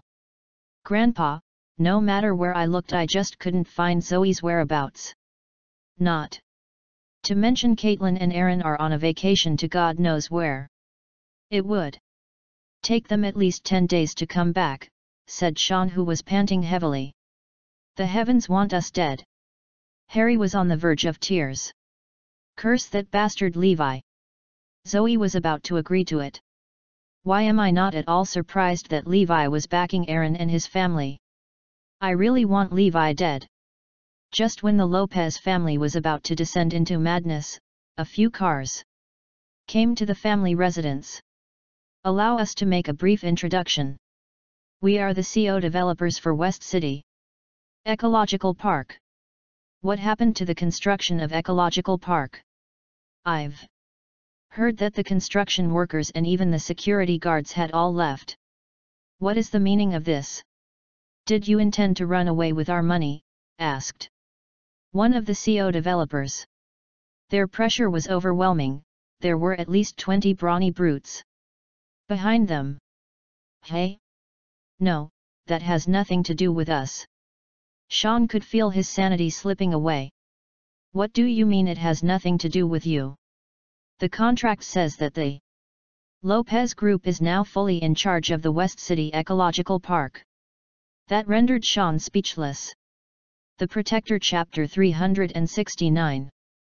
With the project coming to a halt, the construction workers gone and your company facing cash flow issues, we would like to terminate the contract. Of course, it goes without saying that you will have to pay us back the amount that we have invested. We have already appointed our lawyers, why don't you have a nice long talk with them? It seems that the CO developers had already made their preparations. Why would you involve the lawyer at such an early stage? Did we say that we disagree to it? Sean was about to lose himself. Thump. A brute had stepped forward and threw a punch at Sean's nose, causing blood to spew everywhere. How dare you hit me, said Sean angrily. Just you wait, I'll call the cops. The brute gave Sean a cold sneer before saying, call the cops if you wish, but I'm just a passerby. I just couldn't bear to look at you. You. Needless to say, the Lopez family was enraged by this, but there was nothing that they could do. A phone call cut the tension that was starting to build up. It was Mr. Jennings from the Ministry of Construction. Mr. Lopez, what's the matter? What in the world happened to the West City Ecological Park? If I were you, I would refund the money to the CO developers, or else there would be a hell of a price to pay. It was an order from the Ministry of Construction. Sean, give the money back to them, said Harry as he did not dare to defy orders. All right, Grandpa. They had no choice but to give them their refund. Fortunately, the payable amount was slightly lower than the previous one, totaling up to 12 million. Just today they had already given out at least 20 million, and this wasn't even a major part of the debt. If this goes on, the Lopez family would inevitably fall. They thought they could rise higher by forcefully acquiring the company, but who would have thought that things would end in tragedy? Tears were flowing out of the rim of Harry's eyes. Greed. Greed was the main cause of their downfall. Or else why would this even happen in the first place? Harry started to sob. The others followed him soon after. If this goes on, not only would their future be ruined, but they might also even end up in jail. It was at this moment Henry ran in with long strides while panting heavily. Dad! I've found out where Zoe and Levi are. They are at Morris Group. Great, we'll meet them at once. Zoe is our last hope. Harry brought along the other members of Lopez family as they headed towards Morris Group. As Zoe and Levi looked out of the window of their office, they could see a bunch of unexpected visitors right at the gate. Why are they here? Asked Zoe puzzledly. Of course it is to make you the scapegoat. Why else would they be here? The burden of the failing Imperial Meadows could only be thrown to you, explained Levi as he let out a few laughs. It wasn't until now Zoe understood the situation of the Lopez family. Why did all sorts of problems occur once I had left the Imperial Meadows? It is as if someone is behind this. You know you are not as slow-witted as you have led me to believe. Yes, I was. The one behind this, answered Levi as he laughed. Levi seemed to be having a little too much fun. You? That's impossible. If you were capable of this, you wouldn't be spending all day sipping tea over here, said Zoe as she shook her head in exasperation. Meanwhile, Harry was leading his family hurriedly towards the Morris Group's front building. As they attempted to trespass, they were met with several shouts. Hold it! Hold it! Do you think you own this place? Coming in as you please! Yelled the security guards as they attempted to block the trespassers. Mate, I'm here to see Zoe, said Harry as he gave out a few fake laughs. Zoe? Have you mistaken? There's no one with that name over here. What are you all here for? Yelled the captain of the security angrily. Oh no, we are actually looking for Levi. Could you please tell him that we are here, said Harry as he rephrased his words. He even slipped in an envelope to the security guard. It was full of cash. Did you say Levi? I'll help you ask. Levi and Seth had a close relationship, and so he was able to dial his number directly. Mr. Garrison, there is someone looking for you. Tell him that I'm busy. The Protector, Chapter 370. As Seth had his phone on speaker mode, Harry and his family members could hear it clearly. What? He is not going to meet us? Hey Levi, it's me. Your grandpa, said Harry immediately. Who the hell do you think you are? Why don't you call me grandpa instead? And with that, Levi hung up immediately.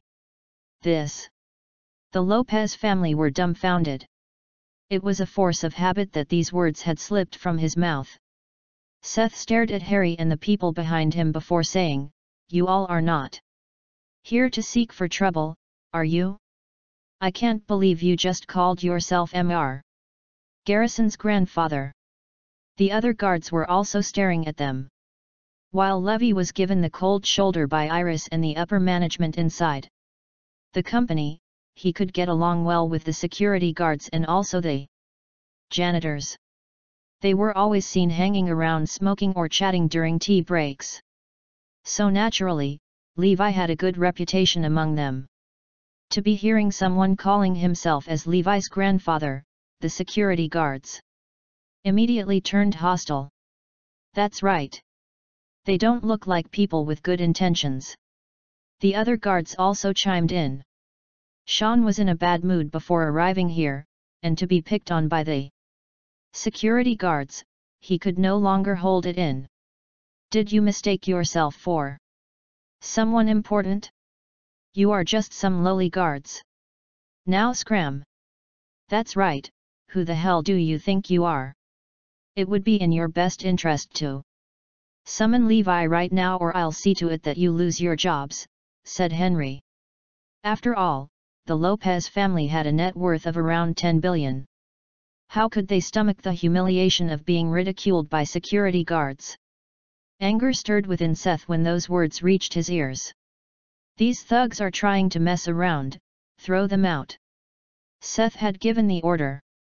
A number of guards gladly obeyed the orders of their captain and threw them out of the compound. Sean had been beaten up once before, and now again.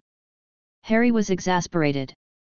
He had never experienced something like this in his entire life. Slap! Slap! Slap! The slaps landed perfectly on the face of Sean and Henry. What did you come here for? We came to ask for a favor. Not to act like a gangster. Harry was so close to losing it. He went forward and filled the captain's pocket with a lot of cash. Seth happily accepted it. He gave Levi a call once again. Tell them that if they wanted to meet me, it would only be right for them to show some sincerity by prostrating themselves on the ground, said Levi from the other side of the phone. Did you hear that? If you really wanted to ask Mr. Garrison for a favor, then prostrate on the ground right now. Levi, you piece of shit. Just when Sean and Harry were about to burst from rage, their father stopped them. "What are you doing? Have you not come back to your senses yet? On your knees." Under the instruction of the head of the household, Fabian, Sean, Harry, and the rest all knelt before the building. How humiliating! Words can't describe such humiliation. To think that there would be a day where they would have to kneel before Levi. The passers-by were amused by such a scene, and some even took pictures of them. This made the Lopez family feel even more humiliated. Their pride and honor were being trampled on publicly. Each and every one of them swore to take vengeance on Levi. They would give it back to him tenfold. Harry felt humiliated despite not being the one kneeling down. The Lopez family's honor was tarnished. But in order to meet Zoe, he could only endure the pain. Zoe and Levi were watching from the window of their office. They had the best front row seat all to themselves. Looking upon the scene of her arrogant uncles kneeling before her, Zoe found it especially entertaining. But she also felt bad for them. "Levi, don't you think that we have gone too far? They might not be able to recover from this mental anguish after all." The Protector, Chapter 371. Zoe was just too kind for her own good. "Are you actually feeling sorry for them? Don't you know what the Lopez family meant by kicking you out of the family? They wanted you out of their sight." Levi chided. Zoe slowly nodded. "That was not false. Hey, Seth? Why is he still standing? Tell him to kneel." Levi was visibly annoyed while Zoe began to panic. What are you doing? He's my grandpa. How can you tell him to do that?" Zoe's breaths quickened as her heart was gripped by horror. "He has never thought of you as a granddaughter, has he? Don't get yourself involved. Leave it to me." There was a tone of finality in Levi's voice. Meanwhile, on the plaza, Seth approached Harry slowly. "Can they see me?" Harry asked. "Of course. Why aren't you kneeling? Get down now," Seth demanded. "Me?" Harry shot him a look of confusion. He had not expected to be forced to kneel as well. He had thought that getting Fabian to kneel before Zoe was already sincere. Enough. Why are they after me now? He thought. Are the two of them crazy? Do they even care about their seniors? Such unfilial children. Hey! Did you hear me? Stop acting like you're so special. You're here to plead. Someone to do your bidding, for goodness sake. Seth was visibly enraged. Harry began to tremble uncontrollably. Are you telling us to get on our knees? Obviously. Kneel now or scram. Seth glared at Harry impatiently. Crash. As the Lopez family looked on in horror, Harry fell to his knees in front of Seth. The pride of the Lopez family fell with him. What a shame. Levi Garrison. We're going to kill you. That was the thought coursing through every Lopez family member's minds. Even Harry felt utterly humiliated when he knelt in front of Seth. He had admitted defeat to Levi Garrison. Harry could feel his self-confidence crumbling into the ground when he noticed the passers-by's curious looks. He wished he could bang his head against a wall and kill himself. However, he had to stay strong for the sake of the Lopez family. Zoe, who had been sitting in her office, was shocked by the sight before her. Harry Lopez was on his knees. She began to feel guilty but could not help but look at Levi curiously. This man seems different after coming out of jail. She thought. He had become a literal fortune teller. He had predicted the fall of the Northampton Chamber of Commerce and the Gonzalez family. He had speculated Harry Lopez to show up, kneel before them, and plead for their help. Is he God? Is he a prophet? She started to wonder if the whole thing had been orchestrated by Levi and the entire Lopez family. However, that seemed almost impossible. "What are we going to do now?" Zoe asked. "Leave them there." By the end of the workday, Harry and company had been kneeling outside the office for a good 3 hours. Levi told Zoe to get in Iris' car and leave the scene. Meanwhile, he waltzed out of the entrance to the office. Everyone in the Lopez family grinned from ear to ear when they saw him. Their last lifeline had arrived. Levi headed straight for Harry and smiled at him. "Well, old man, you're an obedient one, aren't you? Weren't you and Zoe the ones who told us to kneel here? Where is she? Has she agreed to our requests?" Harry hurriedly asked. "That's right. We're still waiting for her to come back and deal with the situation." The others began to panic as well. Levi simply smiled. "I'm sorry, but I think you've misunderstood us. This has nothing to do with Zoe." The Protector Chapter 372. "What? Are you saying she doesn't know a thing about this?" Harry was dumbfounded. "That's right. What requests did you have, by the way?" Levi asked. The entire Lopez family froze for a moment. Indeed, they had been kneeling for 3 hours without mentioning their requests. "Are you messing with us right now?" Harry glared at Levi, disbelief evident in his eyes. The members of the Lopez family felt as though they could go crazy any moment. "What? No, of course not. It's not like you told me anything before you kneeled." Levi sneered. The Lopez family looked like they were about to burst into tears at any moment. "All right then. If there's nothing else, I shall take my leave," Levi declared, before turning around to walk away. "Wait! Where's Zoe?" Sean yelled after him, rushing forward to stop him. "Why should I tell you? Go away! I'm not letting you leave until you spit it out!" Sean yelled. "Get out! Are you tired of living?" Seth and his army of security guards soon rushed to the scene. Within seconds, Sean and his subordinates were lying face down on the floor, with their hands behind their backs. That was the third beating he had received that day. The Lopez family could only watch in despair as Levi left the scene. The people of Morris Group had been overworked recently, the lights in their office staying on even in the wee hours of the morning. That was because the market was no longer saturated after the collapse of the Northampton Chamber of Commerce and the Gonzalez family. Morris Group needed to expand as quickly as possible to snatch the newly available market shares. Recently, companies from South City and Quebec have flocked to Northampton in an attempt to get a slice of the cake. At that moment, Levi received a call from Aidan Wright, his former subordinate. "Mr. Garrison, I've just come across a promising company that might be of interest to Ms. Lopez." "Tell me about it," Levi said. "It's the Oriental Star. Its biggest shareholder used to be the Gonzalez family, and it has several different projects under its management, including its recent ventures into the entertainment industry.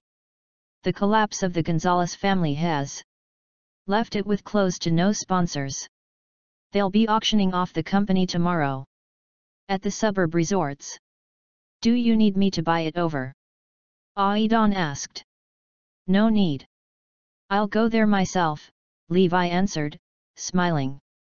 He wanted to take Zoe on a vacation to escape from her unreasonable family members anyway. Zoe was still fretting over the matter when she got home. "Pack your things!" Levi exclaimed suddenly. "What? Why?" Zoe asked, widening her eyes in surprise. "We're going on a vacation." "Why are we going now?" Zoe questioned doubtfully. She was worried about her job, her future, and her family. Going on vacation was the last thing on her mind. Even so, Levi insisted on taking her along to the Clear Sky Resort, where the auction would take place. She was still in the dark about his true intentions. By the time they arrived at the resort, it was already late at night. Even so, the parking space outside the resort was packed with luxury cars, making even Zoe's Audi RS7 look cheap. Wow! Isn't that Klauscape's chairperson? Why is he here too? That's Fortune Source's CEO. Zoe looked excited to see so many tycoons gathered in one place. At the same time, she could not help but wonder why they were all there. She finally got the answers to her questions after the registration.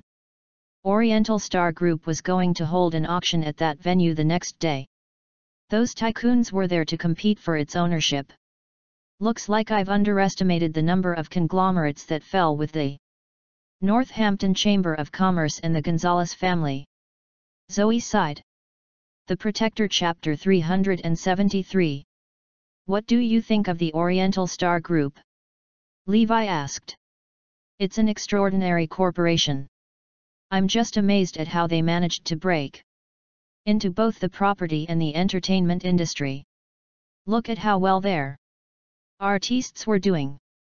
Zoe exclaimed happily. Levi stroked her head lightly. All right then, it will belong to you tomorrow. Ha ha ha. Zoe laughed loudly. Stop joking. It'll cost you at least 2 billion to even stand a chance. Levi had indeed promised to help her rise to the top, but buying the entire Oriental Star would be impossible. She figured he was just trying to comfort her. Let's just treat the auction as a learning opportunity, shall we? She smiled. Just as the two of them were about to take the lift to their hotel room, a voice rang from behind them. Are you Zoe? They turned around to see a young man dressed impeccably in a suit. Despite looking like he was in his 30s, he gave off the aura of a business veteran. Terence Gibson. Zoe recognized him immediately. He was the son of one of Aaron's classmates. Aaron's classmate had once tried to matchmake Terence with Zoe, but she had rejected him outright. It's really you. I thought I might have gotten the wrong person. Terence smiled and glanced at Levi scornfully. Are you working here, Terence? Zoe asked. Terence stood upright and put on a proud expression. That's right. I'm the general manager of the Clear Sky Resort. Here's my name card. He proceeded to hand over a copy of his name card to both Zoe and Levi. Wow, Terence. You seem to be doing great. Zoe said politely. A few million a year, perhaps? I can't compare with you, Terence said arrogantly. Oh, that reminds me. I heard your company has been taken over by the Lopez family a few days ago, and that your name has been crossed out from the genealogy book. My sincere condolences. He glanced at Levi once again and continued, besides, your husband is pretty useless this whole time. Didn't he just come out of prison? Seeing that both of them were silent, Terence continued his speech. Bro, aren't you embarrassed that you are living off a woman's salary? Just divorce her already. You're dragging her down. What makes you think you're a better husband than me? Levi retorted. Perfect. Terence thought. It looks like he knows he doesn't deserve her. Terence's gaze was deep as he looked at Zoe with starry eyes. Zoe, I'm 32 this year, but I'm still single. I've been waiting for you this whole time. If you're willing to marry me, I can take you back to one of my mansions. Immediately. I have all the money you will ever need, and a Porsche at home. Zoe felt her cheeks heat up in embarrassment. In Terence's eyes, her flushed cheeks were a sign that she was moved by his show of wealth. He began to fantasize about their future adventures in bed.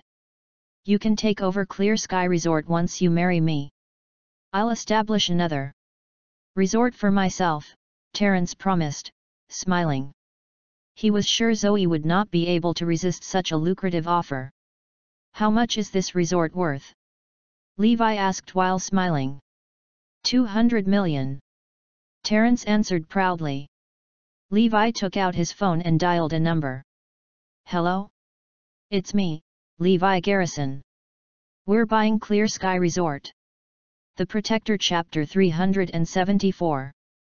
Levi's straightforward words came as a shock to Zoe and Terence. However, Terence started to chuckle after a few moments. Bro, have you been watching too many movies? Are you sure you can afford to buy my resort? Terence scoffed. Ha ha ha. What a maniac. Who does he think he is? A millionaire or something? He's just an attention-seeking jerk. The group of resort employees standing nearby began to poke fun at Levi. He's being ridiculous, Zoe thought. She did not care about her own dignity in front of Terence, but Levi just had to make a massive joke out of the two of them. We're heading to our room, Terence. See you around. At that moment, Zoe wanted nothing more but to escape from the hellhole she was in. She dragged Levi away by the arm. Zoe. Keep my name card on you. Come and look for me if you need anything. I'll be keeping my promises. Terence yelled after them. Afterwards, he turned around and told his employees, find out which room they're in and give me a spare room card. A lewd smile appeared on Terence's face. That was not the first time he had fantasized about getting intimate with her. The chance had come, and he was not going to miss it. Humph. Just you wait, Zoe. He snickered inwardly as the flame of desire inside of him began to burn unbearably bright. Meanwhile, Levi and Zoe had arrived at their room.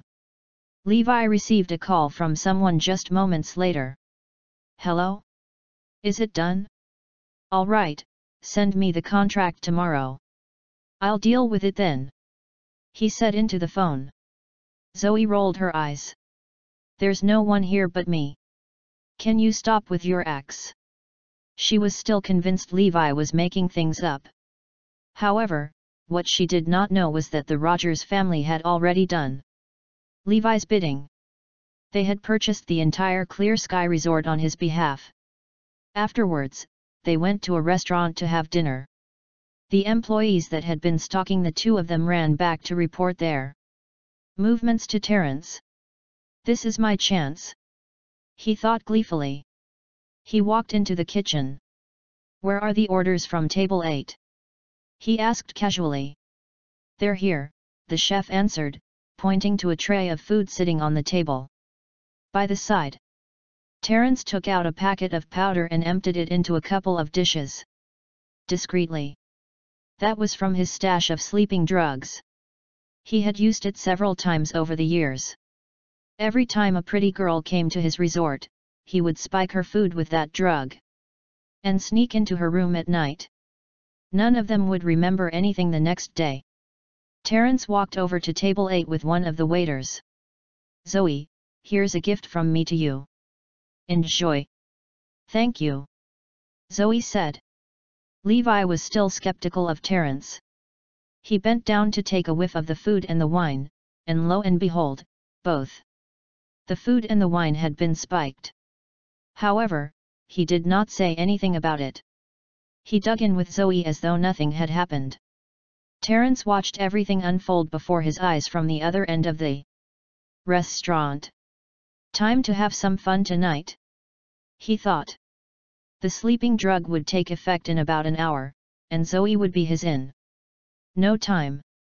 Still ignorant of her precarious situation, Zoe poked Levi's arm and gestured for him to look to the side. After Levi took one look at the table next to them, he almost spit his food out. There were 3 men sitting by the neighboring table. The 3 of them were tall and muscular, but their faces were caked with makeup. To Levi's bewilderment, the men sounded and acted like women. They would even kiss each other from time to time. They're gay. That was the only thing Levi could think of as he watched those men go about their business. The Protector Chapter 375. Not only were the young, handsome guys coming out as gay, but even the most Manly-looking men might also surprise everyone with their sexual identity. The contrast between their appearance and their demeanor was astonishing. The more Levi looked at the three men flirting with one another, the more uneasy he felt. Zoe could feel goosebumps appearing on her arm. "Let's finish our food and leave, darling," Zoe whispered. "All right," Levi answered. They stuffed the rest of their food into their mouths and left afterwards. Zoe began to feel drowsy soon after the meal, and she collapsed onto the bed in their room as soon as they returned. The sleeping drug had, without a doubt, taken effect.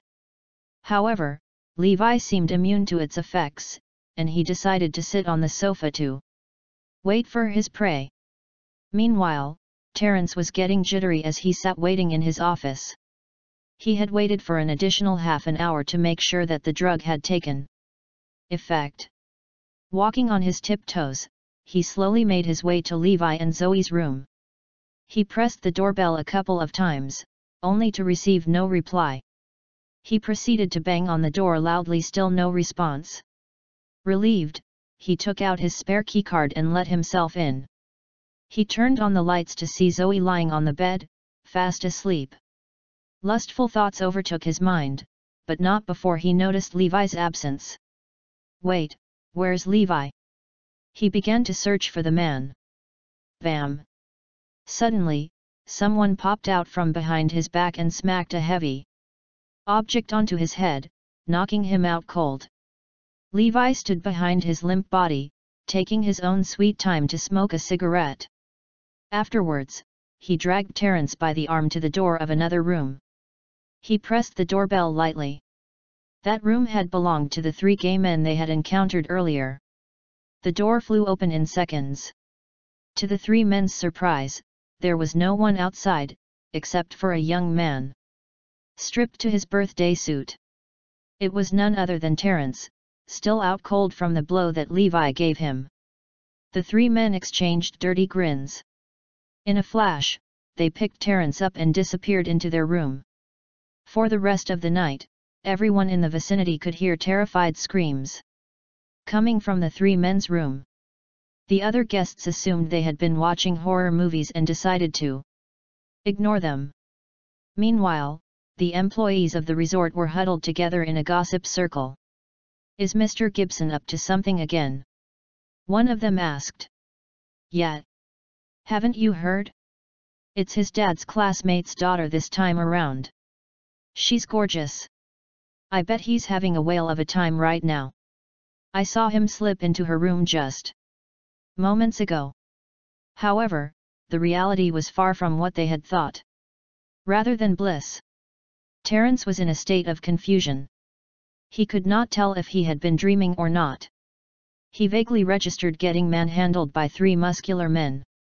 His entire body was throbbing in pain.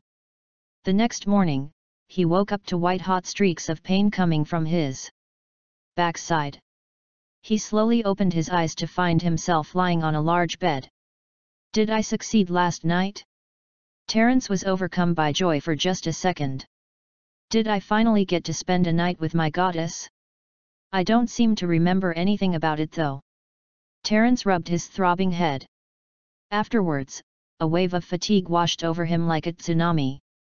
He could feel stabs of pain from every part of his body, his lips, his neck, his arm, and even his backside.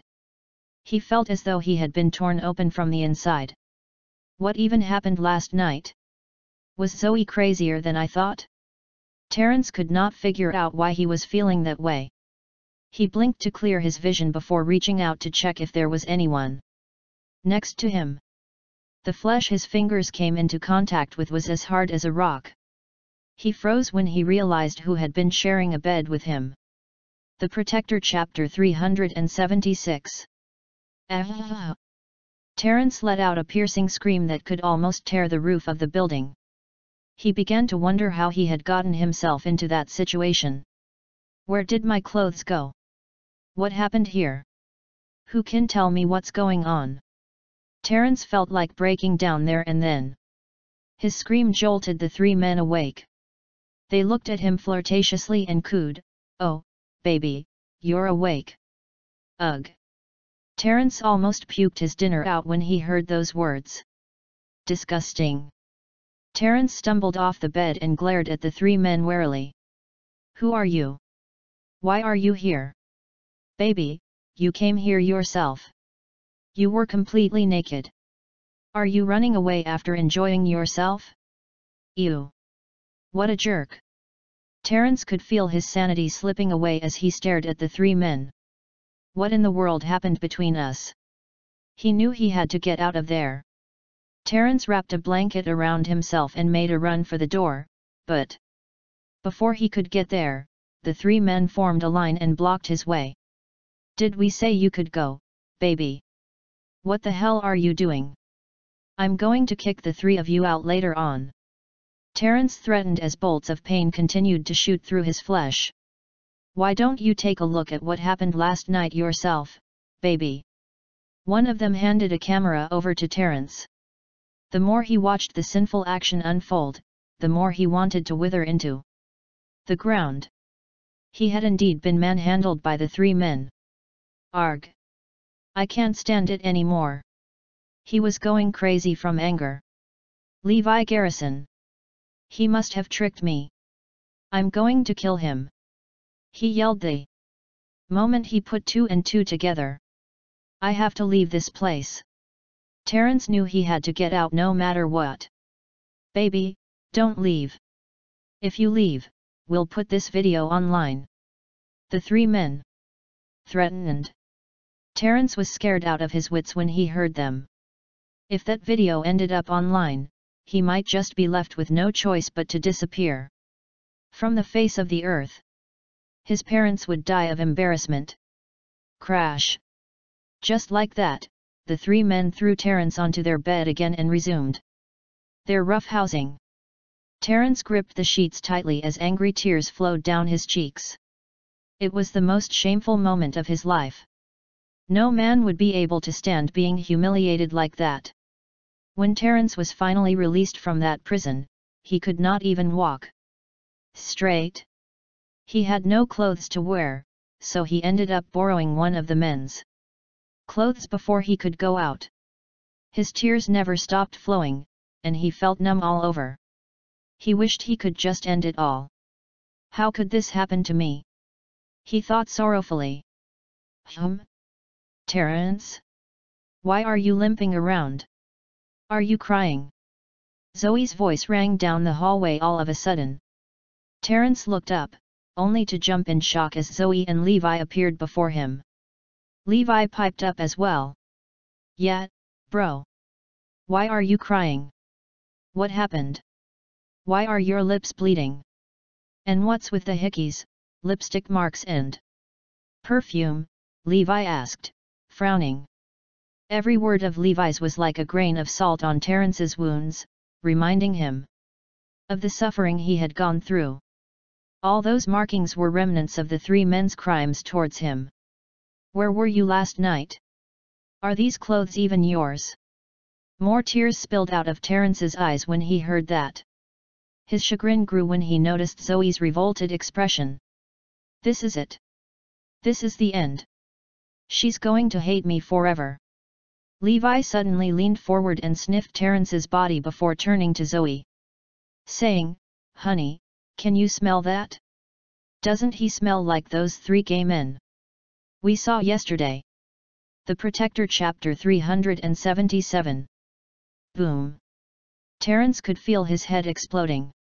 Levi, you're going too far. Why are you rubbing salt on my wounds?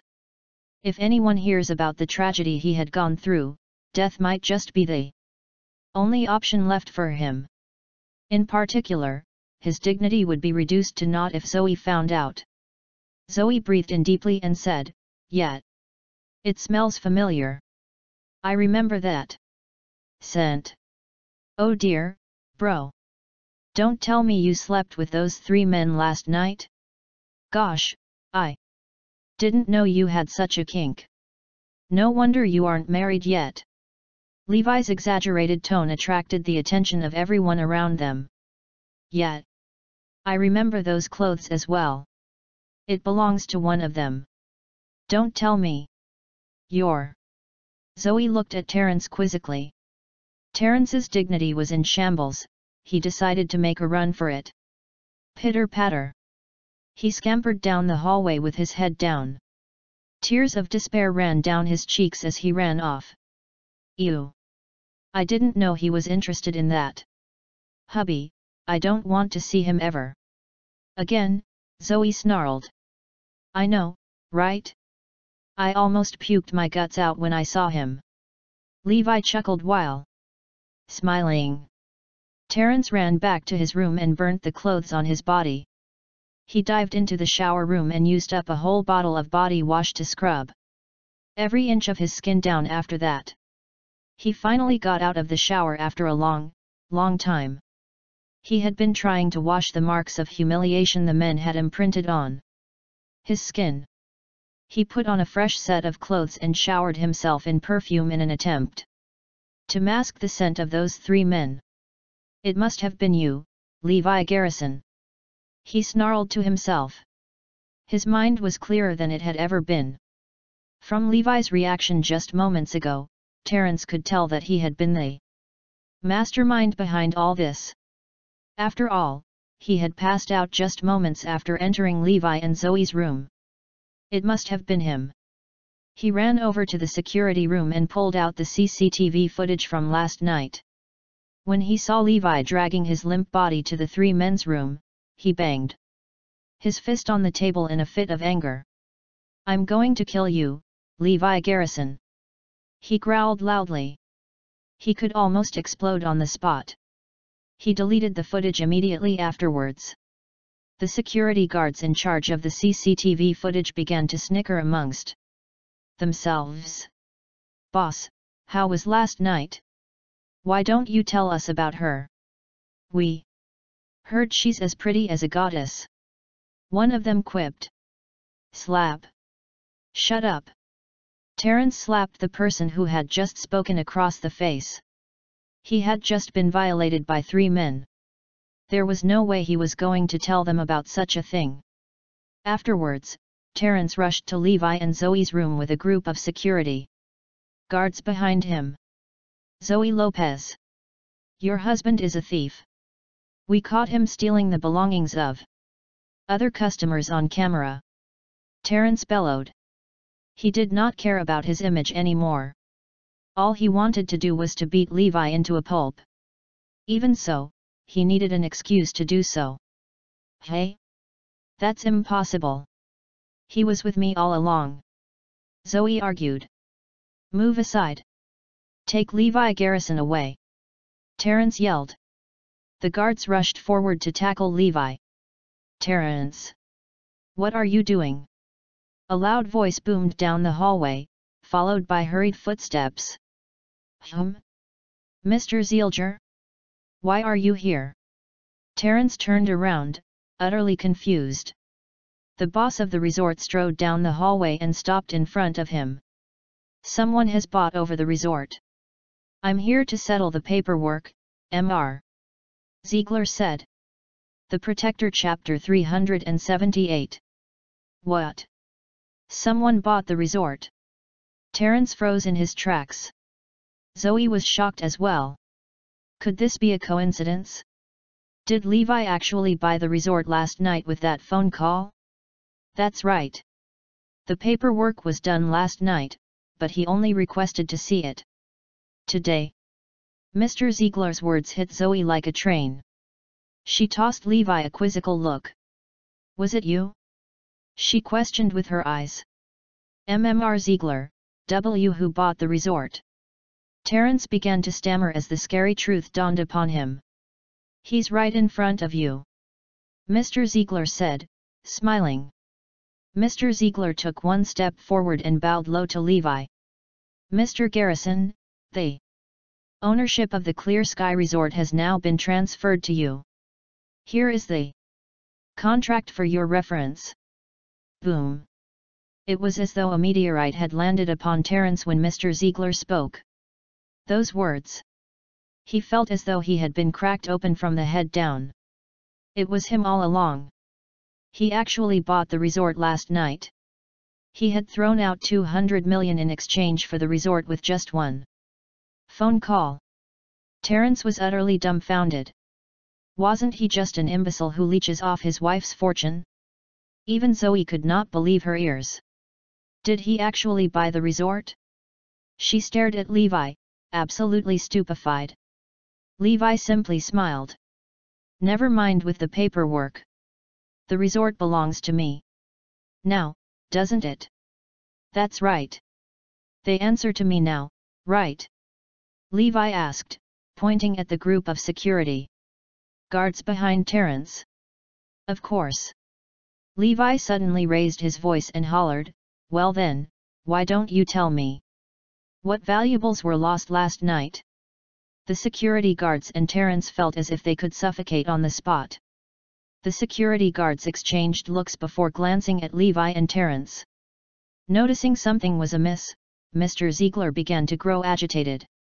Say something. Spill the truth. The leader of the security team was the first to speak up. Nothing of such sort happened, sir. Terence told us to use this as an excuse to beat you up, sir. Flop.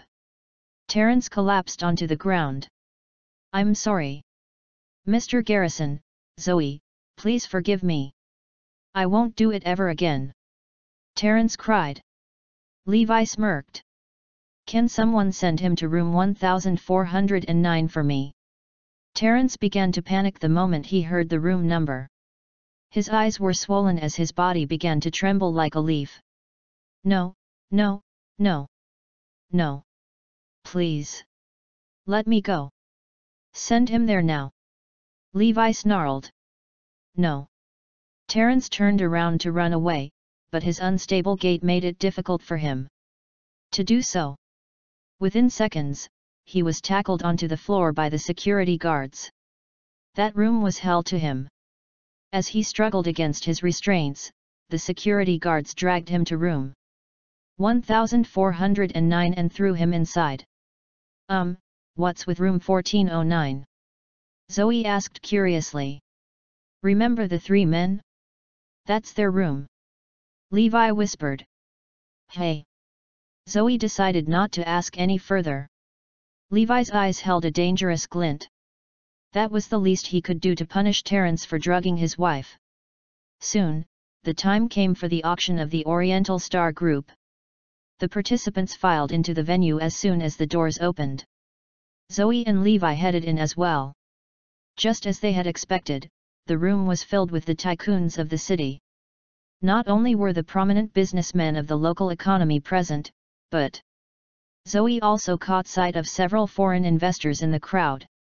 The Oriental Star Group was a lucrative business that anyone would long to have a piece of. Hey, beautiful. Care to be my friend? Suddenly, a group of people rushed towards Levi and Zoe. The Protector Chapter 379. The man leading the group smiled brightly at Zoe while completely ignoring Levi. Zoe returned a smile. Apologies. I'm already married. Well, that doesn't mean we can't get to know each other. I'm Zane Suarez of the South City Suarez family. The man handed Zoe a copy of his name card. Everyone was shocked to hear his name. What? Zane Suarez? The third young master of the South City Suarez family? Why is he here? They're just as affluent as the Rogers family. Were they after the Oriental Star as well? What's the point of competing with them? We should just give up. The tycoons around them looked defeated. They knew that many tycoons from South City have come to Northampton to snatch a portion of the Oriental shares. However, they had not expected to meet someone from the Suarez family in person. Zane seemed satisfied with this reaction. The prominent families of South City were treated like royalty in Northampton. It was as though they were visiting monarchs from faraway kingdoms. Do you think I'm good enough for you?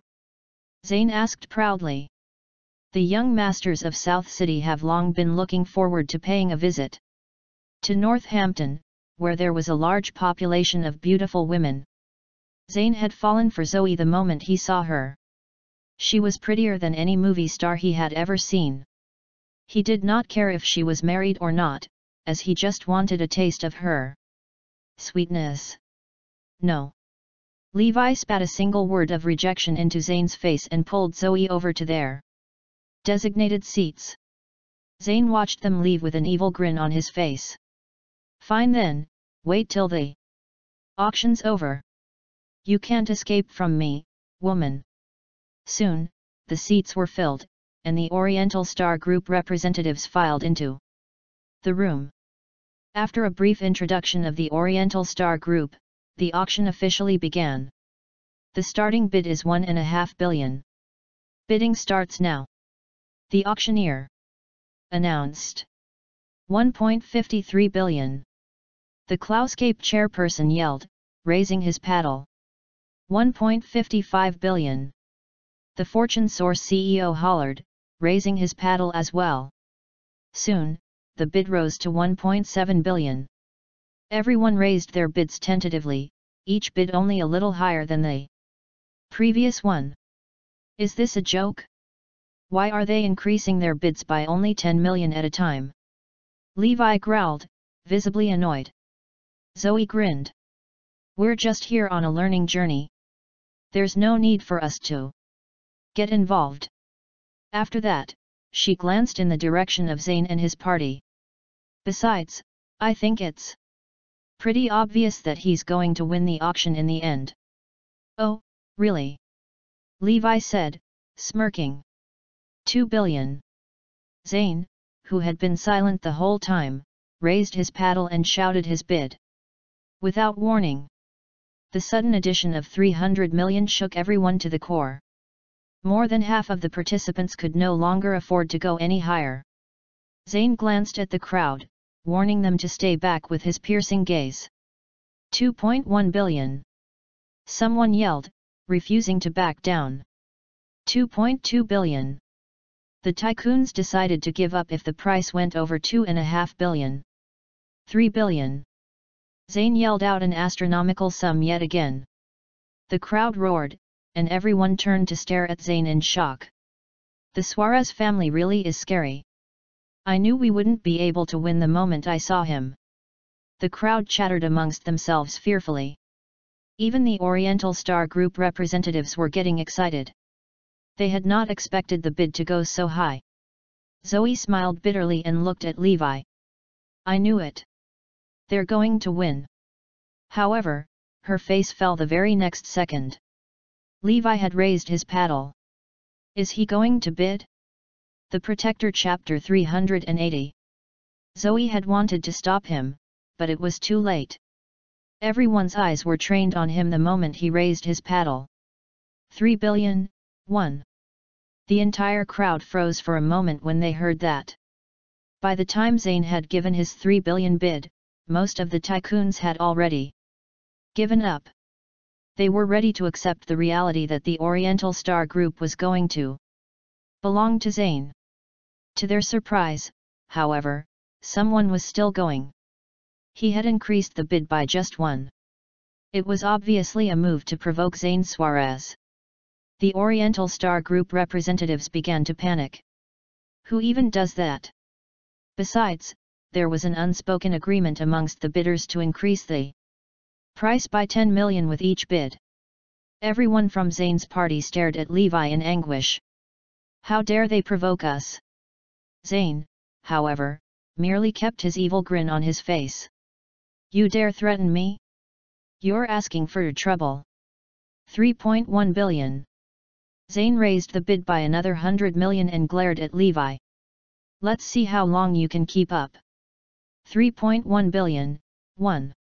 Levi did not give up. You. Zayn was about to explode from anger. This man is definitely messing around with me. Everyone else could only stare at Levi in shock. Where did he get the guts to mess around with the young master of the Suarez family? He's dead meat for sure. Zoe was concerned as well.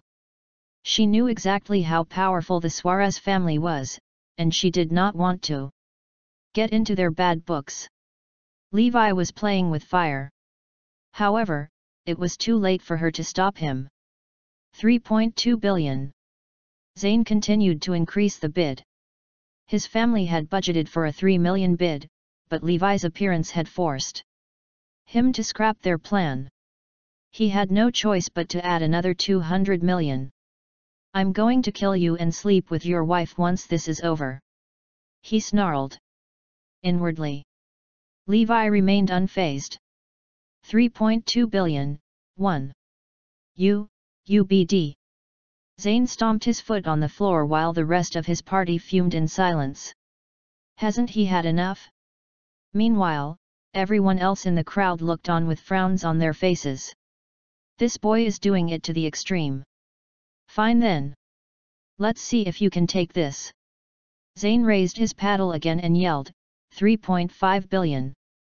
Whoa! The crowd drew in a collective gasp when he announced his bid. The Oriental Star Group representatives were ecstatic. That was way more than they had expected. Zayn glared at Levi again arrogantly. 3.5 billion was the most he could afford as there were other expenses the Suarez family had to take care of. All he wanted to see was if Levi had the guts to increase the bid any further. If he did not, Zayn would get the Oriental Star Group like he was supposed to.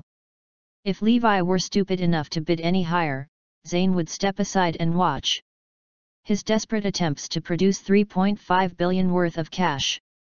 All eyes were trained on Levi at that moment.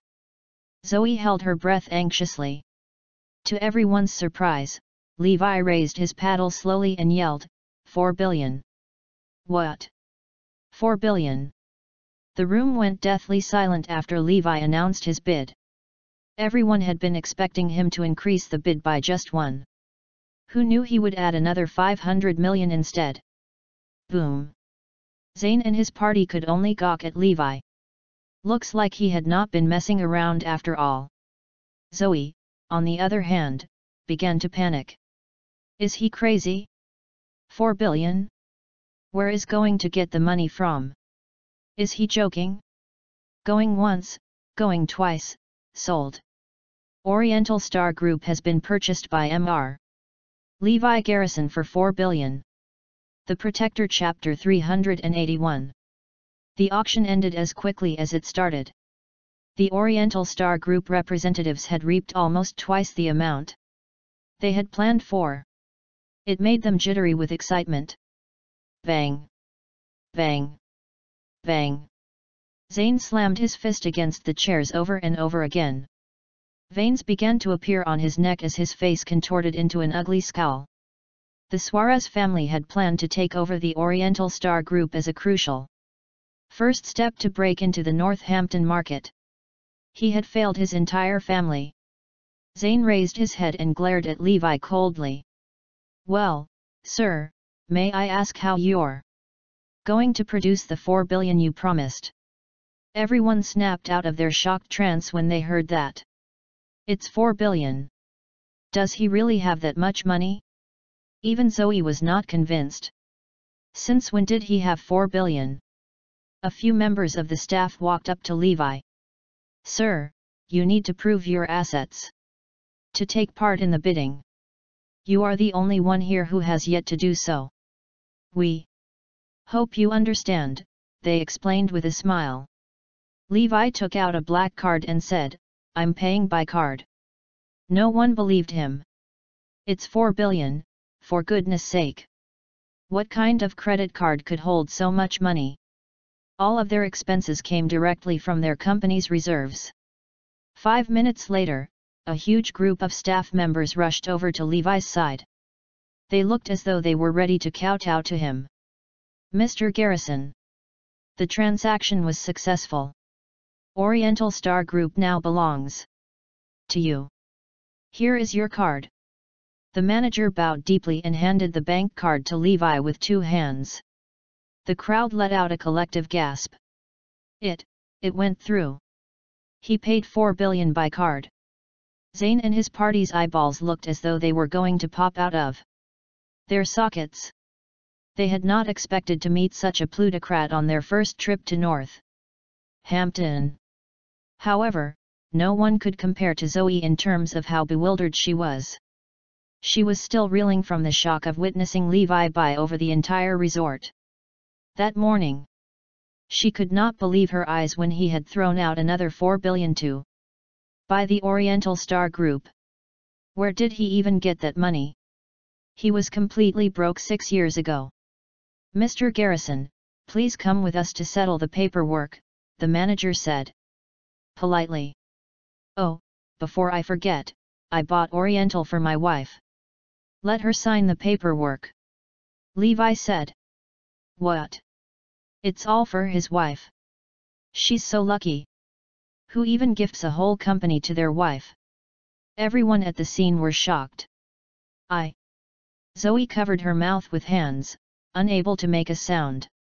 She was touched and moved to tears by this gift. He had promised to help her rise to the top ever since she had been chased out of the Lopez family. She had not expected anything like this. Zoe stared at Levi lovingly, tears spilling from her eyes onto her porcelain cheeks.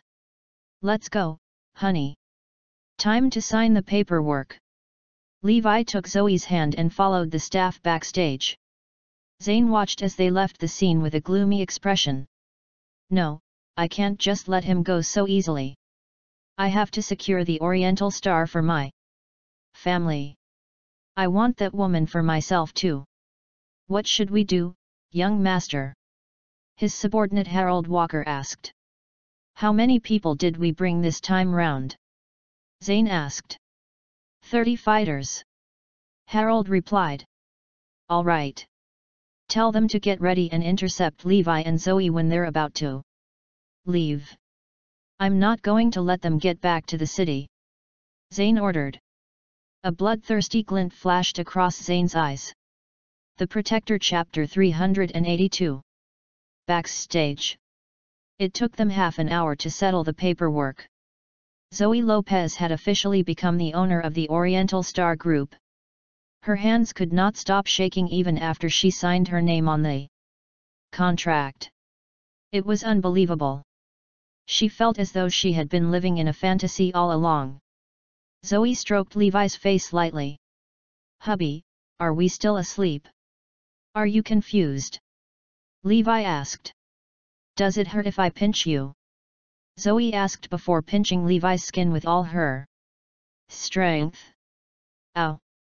It hurts. You should have tested it on yourself. Levi took a step to the side to avoid her fingers. My wife is so silly. It took a while, but Zoe finally registered the situation. Everything had been real. Did you just buy an entire corporation for me?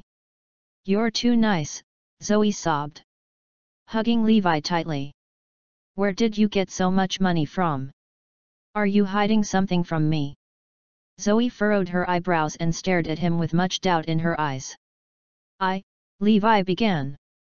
But he was cut off by the ringing of Zoe's phone. It was a call from Iris. You're really happy now, aren't you, Zoe? Iris asked, smiling. Hey? How did you know I'm happy now? Are you at the resort too? Zoe asked, puzzled. Haha, our mysterious boss took notice of your exceptional talent and bought the Oriental Star Group for you. He needs your help urgently, so do your best. Upon hearing Iris' explanation, Zoe's face fell. She looked at Levi with a grim expression. She had thought he had a stash of cash somewhere that he used to be her hero. The last thing she expected to hear was that the person who had secured the deal was the boss of the Morris Group. Levi took advantage of the Morris Group to accomplish all this. Despite her disappointment, she was touched by his sheer determination. Instead of exposing him outright, she smiled and said, Levi, you're amazing. You should work hard so you can climb the ranks at Morris Group. Levi was utterly befuddled by her words. I'm already the boss of Morris Group. Why do I still need to climb the ranks? The couple took their leave after signing the contract. They passed by a group of people carrying Terence on a stretcher headed for the hospital as they exited the resort. Levi scoffed. I could have killed you for plotting against my wife, so be grateful that I let you live. As soon as Levi and Zoe got onto their car, Zane appeared behind them. What? They already left? Kill the man and bring me the woman. I want to force them to hand over the Oriental to the Suarez family. A cruel grin appeared on Zane's face. Even his companions shuddered at the sound of that. Third young master, are you suggesting we take over the Oriental Star Group without spending anything? Why not? We've only just started our conquest of Northampton. We have to be as dominating as we can. We need everyone in Northampton to fear the Suarez family, Zane declared. Let's get going. Meanwhile, Zoe was nodding off in the car. The effects of the sleeping drug had long worn off, but she still felt very sleepy. After getting on the car, Levi glanced at the vehicles following them through the rearview window and grinned. Are they looking for trouble? After a short while, a car appeared right in front of Levi's car and stopped him in his tracks. The cars behind them also picked up speed and had their Audi surrounded within seconds. The Protector Chapter 383. A few dozen people gushed out of the cars. All of them were armed with metal sticks as they charged towards Levi and Zoe's car. Levi slipped out of the car quietly to avoid waking Zoe up. Harold stormed over to Levi and snarled, "You're a brave one, aren't you? Didn't expect you to get out and face us rather than running away." Levi calmly lit a cigarette and breathed out a ring of smoke before replying, "My wife is sleeping. Get out of my face, or else." Ha ha ha. Harold and his group of fighters burst into raucous laughter. That's enough. Let's beat him up. The group of fighters charged forward at Harold's command. Bam! Levi sent a flying kick at the first person. Pow! The person launched into the air before crashing onto the ground with a loud thud. His limbs spasmed for a few seconds before he went limp. Everyone froze for a second after witnessing Levi's strength. Beat him up! Harold yelled, enraged. At the same time, Levi began to fight back. With two mighty punches, he sent another two people flying. Within seconds, he had appeared right in front of Harold and grabbed him by the shoulders. Bang! Levi raised his knee and knocked it against Harold's face. Arg! Harold screamed. Blood and gore smeared all over his face by the time he fell to the ground, making him almost unrecognizable. Afterwards, Levi went into full battle mode. Within a minute, the dozens of men Harold had brought along were all lying on the ground, unable to move. Their limbs had all been broken and rendered useless. He's strong. He's way too strong. Harold and his fighters had grossly underestimated his strength. Levi was unbelievably skilled. Although Harold and his fighters were masters of underhanded tactics, they had been defeated in minutes. They watched in horror as Levi dragged the cars they had used to block his path away with nothing but his bare hands. Those cars weigh several tons. Is he even human? Harold's eyeballs were going to pop out from their sockets the more he stared at Levi. His gaze was filled with fear. The last thing he had expected to meet in Northampton was a superhuman. Suddenly, James rushed over to Levi's side with a few of his men. "I'm sorry for coming late, Mr. Garrison," he apologized. "Don't worry. They were just a bunch of thugs," Levi said. "Stay here and beat up anyone they send as reinforcements. Oh, and remember to spare one of them to act as a messenger," Levi stated before getting on his car and leaving the scene. Zoe had been fast asleep the whole time. An affectionate smile appeared on Levi's face at the sight of her. He would have buried those people alive if they woke his wife up. Meanwhile, Zane was getting anxious. He felt starved whenever he thought of her beautiful features, as well as his Failure to obtain the Oriental Star Group for his family. Hurry up. I'm sure Harold and his men have already settled things. Zane gave Harold a call, but it went unanswered. He must be beating that scumbag up, he snickered. Zane arrived at the scene 5 minutes later. He grinned evilly when he saw the wreckages of cars strewn about the road. Get ready to die, Levi Garrison. Zane rushed into the fray, only to be horrified by the sight that appeared before him. The broken forms of Harold and his 30 fighters were all lying lifelessly on the ground. What happened? Zane could not believe his eyes. He could not see Levi's car anywhere. Bang! Suddenly, the door to the car right next to him opened. Several foreigners alighted from the car, their huge bodies making them look like mountains of flesh. The leader, James, stared at him in mild interest. The Protector Chapter 384. Who are you? Where are Levi and Zoe? Zane asked. Well, Mr. Garrison told me to take care of you, James answered, baring his teeth in a cruel grin. What do you want? Zane began to panic as the muscular guys began to close in on him. He was tiny compared to them. Slap! James slapped Zane across his face without warning. That slap almost knocked him out cold. A buzzing sound ensued as he struggled to recover from it. Crack! The slap was not the end of it. James stomped his foot into Zane's leg, breaking it into pieces with a loud snap. Crack! His other leg was broken as well. Crack! Crack! His arms were gone in seconds. Zane could do nothing but scream at the top of his lungs. Not only did he lose an entire company to someone else, but he also got crippled by some foreign jerk. Within minutes, all of Zane's men were lying on the floor and writhing in pain. Only one person remained.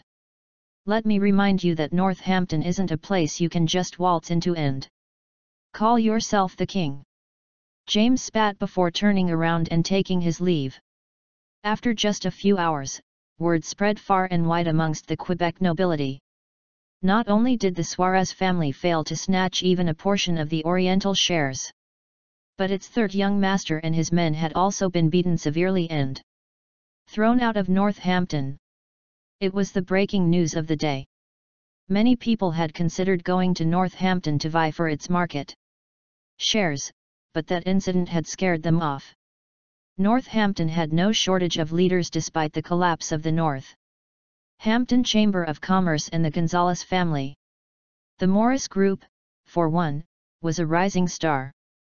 It was rumored that someone from the Morris Group had crippled the third young master of the Suarez family. For a long time after, the Suarez family disappeared from public view, as though they had retreated to observe the situation from the sidelines. The other families followed suit. Meanwhile, Levi and Zoe made their way to the Oriental Star Group as quickly as they could. The higher UPS of the Oriental rushed out of the building to welcome their new boss. The media was contacted, and a press conference was held. When Zoe arrived, a succession ceremony was being held, followed by the press conference. On the other hand, the Lopez family continued to suffer. All of you, get out! The manager of Union Square kicked the Lopez group out of the office building. They even went as far as throwing their things out of the door. The Morris group continued to bombard them with phone calls, reminding them that they only had 1 day left. If they failed to evict themselves by the deadline, they would have to pay a fine of $1 billion. The companies the Lopez Group had taken loans from continued to pester them for their repayment. The Lopez family spent the night trying to contact Zoe to no avail. By the next morning, Harry's hair had turned snowy white. What are we going to do? Are we going to jail for this? Harry muttered. Everyone else looked as though they had not slept in days, with their dark eye bags and tired expressions.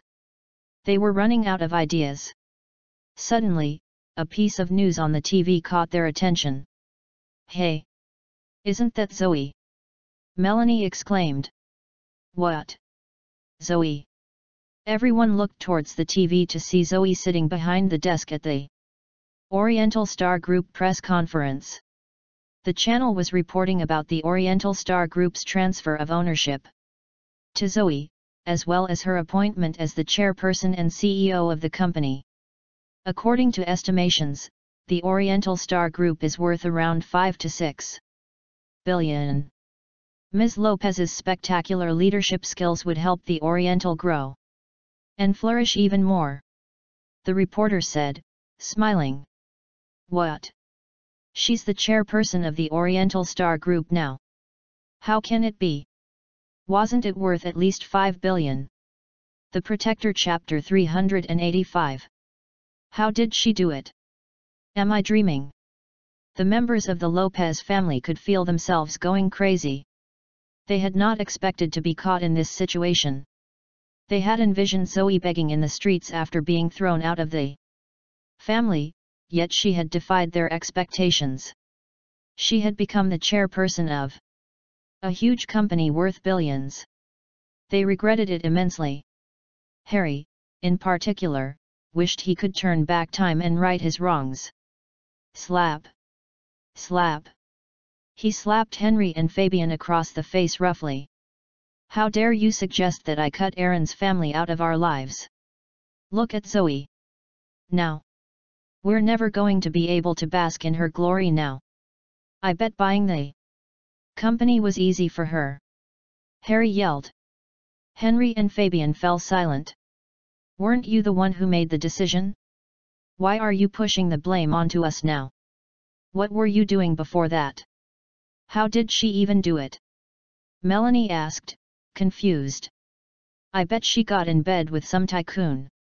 I can't think of any other way she would be able to accomplish that," Henry huffed. "Yet. That's disgusting. Luckily, she isn't part of our family anymore. We would have been so embarrassed by her. She's so shameless." The Lopez family continued to rant about Zoe. Harry nodded. "We all know what underhanded methods she used, but she's the boss of the Oriental Star Group now. What can anyone do about it? There's only one way left, and that is to beg her for help." They made their way to the Oriental Star Group immediately. They managed to bump into Zoe the moment they arrived at the office. Though the members of the Lopez family despised her, they still plastered a smile on their faces as they approached her. "Oh Zoe, we've finally found you!" Harry exclaimed. "I'm sorry for everything that's happened to you before. It was all your uncle's fault. I've punished them severely. As long as you're willing to come back, you'll be a part of our family again. Can you help us out, for my sake? Look at how crippled I look now," he continued pleadingly. Harry indeed looked about 10 years older after just a couple days of separation. "Zoe, you're the boss of the Oriental Star Group now, so you have the power to help us out. It'll be good for you in the future too," Harry pleaded as the rest of the family looked on pitifully. Zoe genuinely felt sorry for them. "Hey, honey, what are you doing? Let's go home." Just as she was wondering if she should help them, Levi appeared behind her. The Lopez family fumed in silence when they saw him. "He's up to no good again. Zoe, let's talk about this in private." "This has nothing to do with Levi," Harry said hurriedly. Levi quickly took Zoe's hand and led her away. "Didn't I tell you to ignore these people? Have you forgotten what I said?" Zoe bit her lip, unsure of what to say. "You're no longer a member of the Lopez family. Why care about their matters?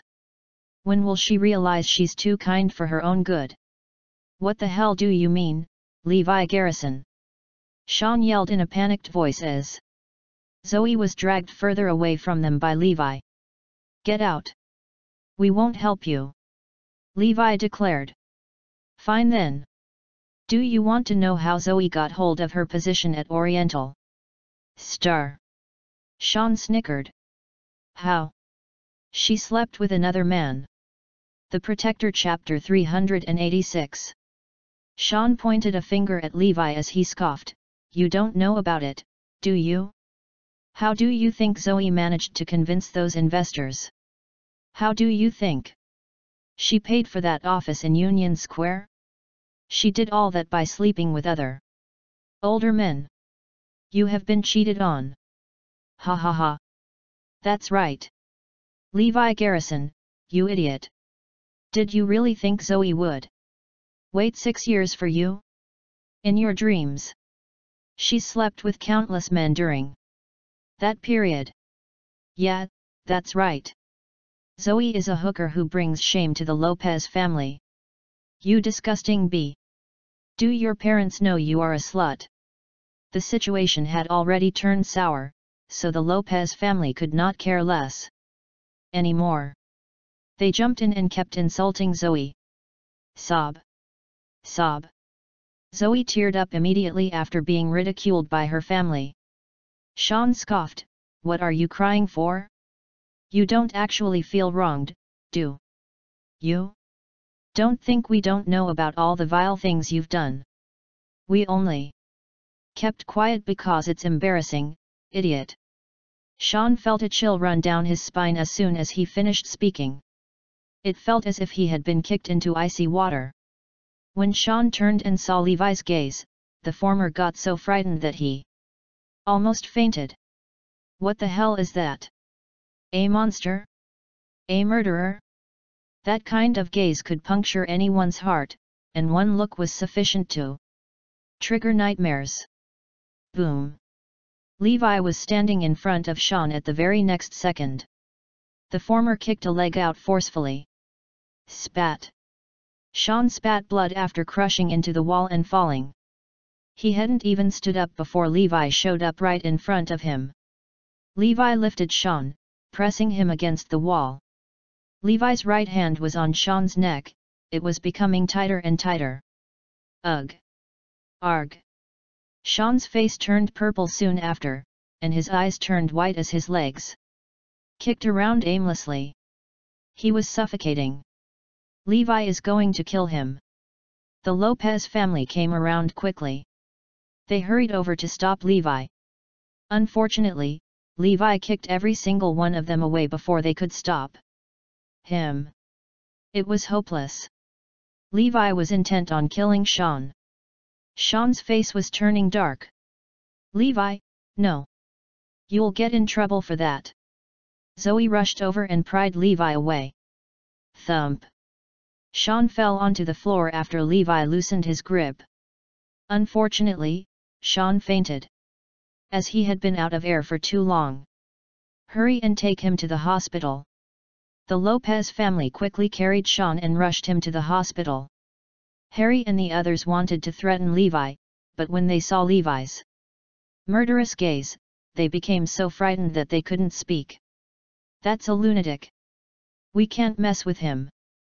Zoe shouted angrily, I will no longer be a part of the Lopez family. Don't come looking for me again because I won't help any of you. Zoe and Levi left the place after. If Zoe hadn't stopped Levi, he would have killed them for what they said. How could he let anyone insult his wife like that? The Lopez family were utterly hopeless. Zoe had mercilessly rejected them, their last shred of hope was gone. They were on their own. They would have to pay a debt of 100 million. And a legal damage claim of 1 billion. That was enough to land all of them in jail. Harry gave up and readied himself to be taken into custody. Still, he was angry because the other members of the Lopez family were still too young. Sean and the others were still in their 20s. That was one of the most torturous nights for the Lopez family. Many of them had aged a decade within that one night. Everyone sat together the next day as they waited for the inevitable. A few cars drove up to the house. When the Lopez family heard those cars coming, they turned devastated. The Protector Chapter 387. A group of people entered the house soon after. Harry looked up and realized that he did not know any of the intruders. The middle-aged man who looked like he was the boss came in and saw everyone looking devastated. He yelled furiously, "What is the meaning of this? Why is the Lopez family of Northampton in such a terrible state? You lot bring shame to our family." Hey! Harry and the others were stunned. Were those men not here to demand payment? "Excuse me, but who are you?" inquired Harry. "You don't even recognize me, Harry Lopez?" "I am Dustin Lopez from South City." Dustin barked. "What? The Lopez family from South City?" Harry stood up immediately. He would have gone on his knees out of respect if that was appropriate. Henry and the others stood up politely too. It was a member of the Lopez family from South City. As far as Harry and the others were concerned, that family were like royalty. It was as if the kings and queens were visiting when members of the Lopez family from South City came to visit. "What happened?" asked Dustin cruelly. Harry quickly shared everything with him. After learning everything, Dustin scoffed, "Fine, the Lopez family from South City. We'll deal with it." Hey! Harry and the others were flabbergasted. The Lopez family from South City will deal with everything? Is this a gift from heaven? We want to expand our business into Northampton. You lot will play an important role, so your troubles must be solved, Dustin clarified. That made the others even happier. The Lopez family from South City is coming to Northampton? Does that mean we would benefit from their expansion too? The Lopez family of Northampton would play an important role in South City's Lopez family's development into Northampton. Northampton's Lopez family had great connections in the city. That would help. The South City's Lopez family built a strong foundation when they came. Hence, it didn't matter if Harry owed over $1 billion. The South City's Lopez would help anyway because they would be earning hundreds of billions in the future. With Harry's help, a mere $1 billion didn't mean much under those circumstances. It took Dustin less than a day to solve all of Lopez Group's troubles. Harry and his family's net worth also grew exponentially because the Lopez family of South City would be heading over soon. With an ally that powerful, they didn't need to care about Zoe anymore. What? Zoe is that unfilial? Dustin growled in fury after hearing exaggerated and misleading stories from Harry and the others. Yeah, but this is all my fault. I did not guide her well, and that brought shame to the Lopez family. Harry looked like he was about to cry. Why didn't you demand her to renounce her family name? Women like that have no right to use our surname, said Dustin. Harry complained in tears, I have no right to do so. I could only remove her from our family tree. She would not agree to change her surname, and that bitch has risen to be a CEO by sleeping with others. We have no choice. Slam. Dustin slammed his hand on the desk and growled, damn it. That woman brings shame to our entire family. I must force her and her family to change their surname. I will personally go after her since you lot can't do it. Also, my uncle, Sebastian, will be here soon. I want this matter solved before he reaches, so that minor issues like these don't bother him, added Dustin. What? Sebastian is coming? Thank heavens, said Harry excitedly. Dustin's eyes shone with cruelty when he instructed, you will come with me tomorrow, and we will solve this issue with Zoe together. The Protector Chapter 388.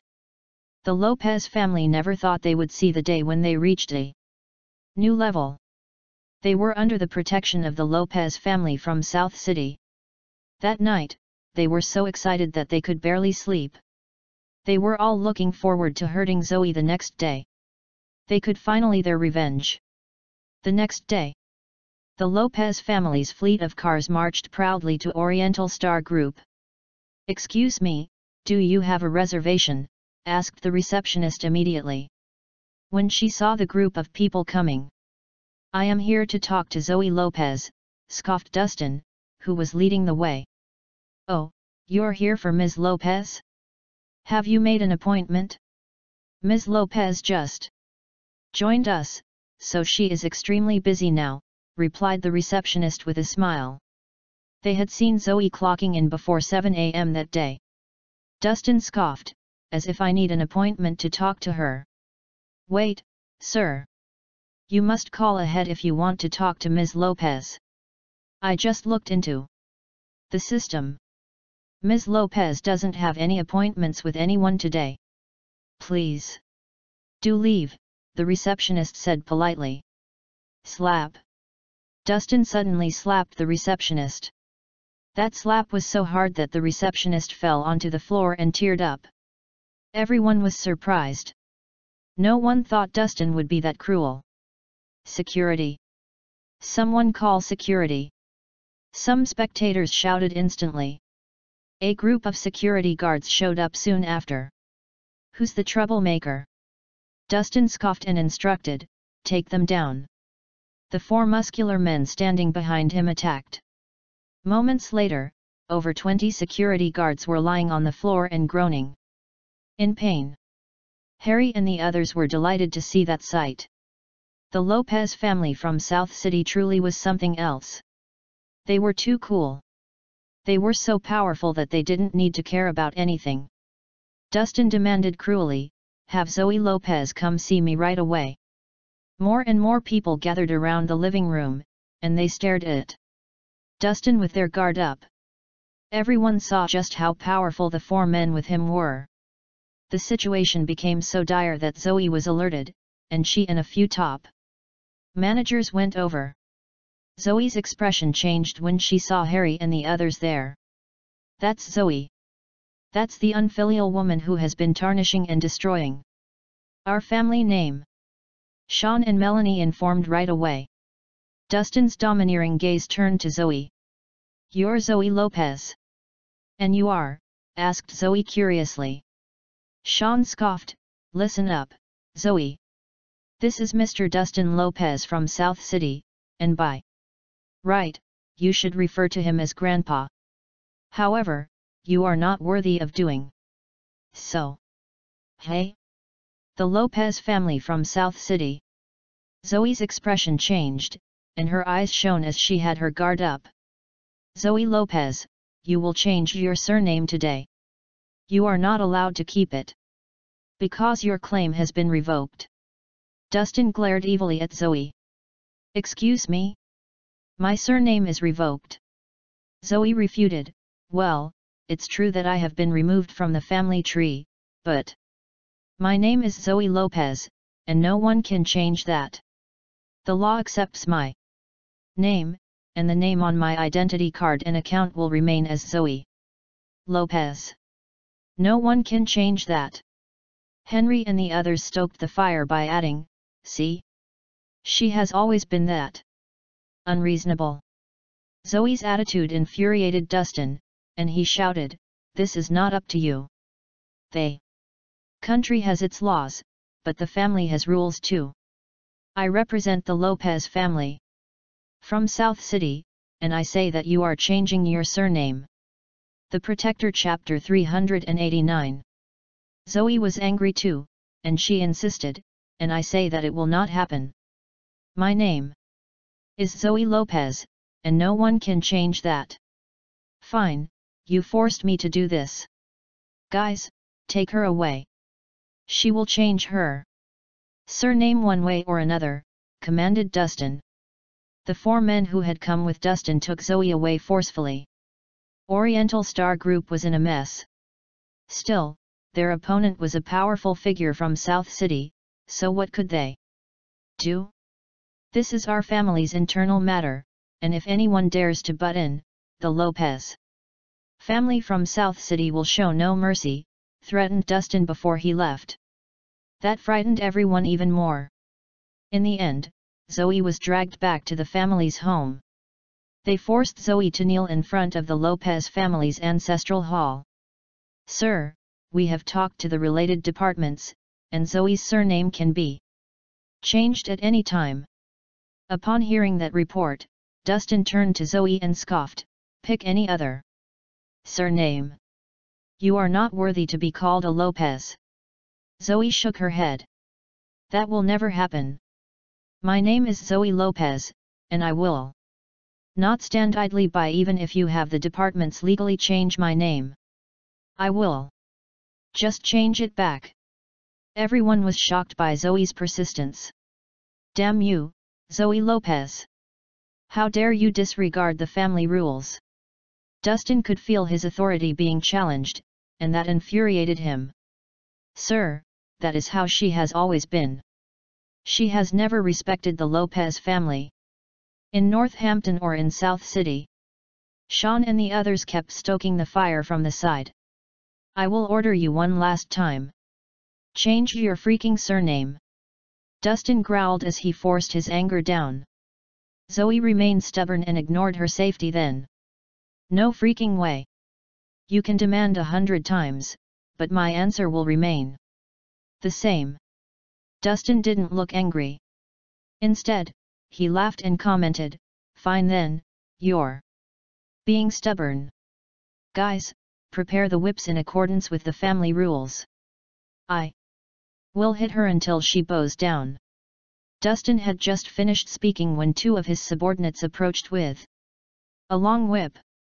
The more powerful a family was, the crazier and stricter their rules were. Those in the family who disobeyed the rules would inevitably be whipped.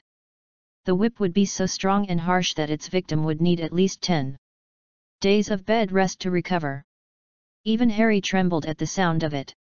He had seen the consequences of being whipped before. One whip was sufficient to break its victim's skin and tear its victim's flesh. Harry had seen a man suffer 10 whips. He had taken a month to recover. Harry never thought Dustin would do that to Zoe. Zoe's stubbornness had obviously triggered Dustin, and the latter said, "I will carry that punishment out." Dustin took the whip and grinned like a cruel demon when he turned to Zoe. "Zoe Lopez, you are an unfilial member of the Lopez family and have ignored our rules. You even abandoned our ancestral teaching, and as such, you will be punished. You will be removed from the family tree and will change your surname," commanded Dustin cruelly. "We will start with 10 whips." Dustin could already see how horribly Zoe would bleed after being whipped. Harry grew nervous then. It didn't matter how angry or disappointed he was at Zoe. She was still his granddaughter, and he had seen just how terrible the whips were. Zoe would have trouble surviving if she were to be whipped 10 times. "Hang on. Let me talk to her first." Harry then walked to Zoe and advised, "Zoe, listen to me. Just agree to his terms. It's just a surname, isn't it? It's not a big deal. You won't be able to handle the whips." Zoe's expression remained dark, and she scoffed, "Thanks, Grandpa, but I will never agree to it. Come at me. I'm not afraid." "Then so be it." Dustin was extremely furious as he lifted his whip to attack Zoe. The Protector Chapter 390. Harry was so scared that he closed his eyes. Zoe closed her eyes too and felt hopeless as she readied to suffer through everything. Boom. Bang. A surprising incident happened at that moment. The heavy living room door had been kicked down, causing dust to fly everywhere. Dustin was so surprised that he paused and stared stupidly. When the dust settled, a figure walked out slowly. "Hey? Levi?" Sean blurted in surprise. When Zoe saw Levi there, she quickly broke free and rushed to him. Sob. Sob. Despite Zoe standing her ground earlier, she had been terrified. Levi didn't say anything. He simply narrowed his eyes and glared at the Lopez family. Anyone who knew Levi would be frightened because Levi was looking absolutely Terrifying and cruel at that moment. If they were on a battlefield, Levi's enemy would meet their end. There was a saying about Levi that went, when the god of war is angry, a million hidden soldiers will rise. Are you the one who was going to hit my wife? Demanded Levi. Yes, that's me. You're Levi Garrison? How convenient. My uncle is coming after you too, so I will destroy you in advance. That would make an excellent gift for my uncle, sneered Dustin. The Lopez family from South City knew all about the notorious Levi Garrison. That man was partially responsible for killing Quinton Lane. He had also been there when Wesley became a cripple. Take him down, ordered Dustin. Dustin's 4 subordinates walked towards Levi slowly. Step aside for now, honey. I'll deal with this. Levi led Zoe aside. Boom. Levi saw one man coming at him, so he rushed forward too and punched the man's face. That punch broke over 10 of the man's teeth and distorted half of his face. Boom. Another left hook swept across another man's face. Pfft.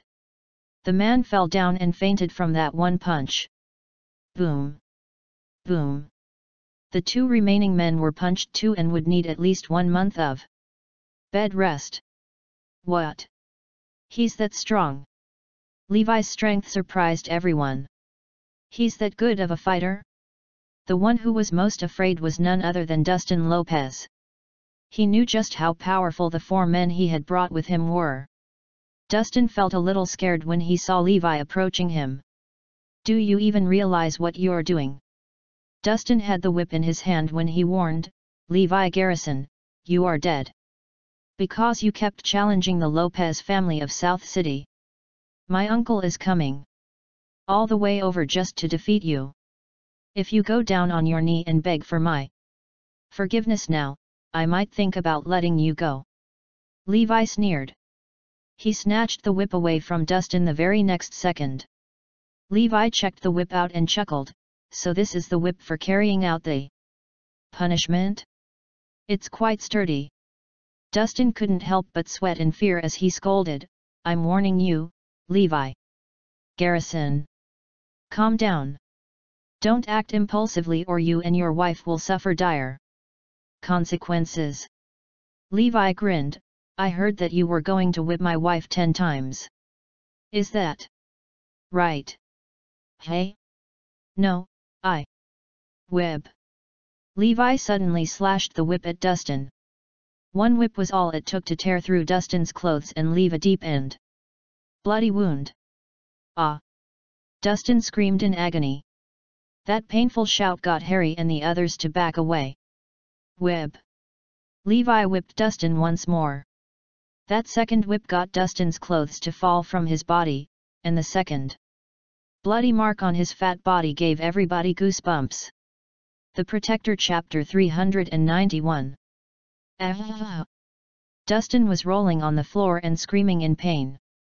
Whip. The third whip landed. Dustin was dying of pain at that moment. All he could feel was agony, and he had shouted so much that he lost his voice. He felt as if his soul had left his body. Whip. Whip. Levi kept whipping until all 10 whips had been delivered. Dustin soon stopped screaming. His body had been so mercilessly whipped he stopped moving. He curled up in agony. He didn't die, but everyone could tell that Dustin was basically crippled. Those 10 whips had kicked the life out of him, and he would be on bed rest for at least a year. How weak, Levi scoffed before he tossed the whip aside and left. Quick, call the ambulance and take him to the hospital. Harry got nervous. Things had gotten out of control. Dustin was the next in line to inherit the Lopez family's estate in South City. Yet, he had been gravely injured in Northampton, and Harry and the others will likely be punished harshly for what had happened. That Levi is too freaking stupid and brave. How dare he attack a member of the Lopez family from South City? Sean gaped as he grinned. You know, you're right. Under these circumstances, there is no way the Lopez family from South City will let him live. Right? Isn't the famous Sebastian coming to destroy him? Melanie and the others were anticipating the future fight excitedly.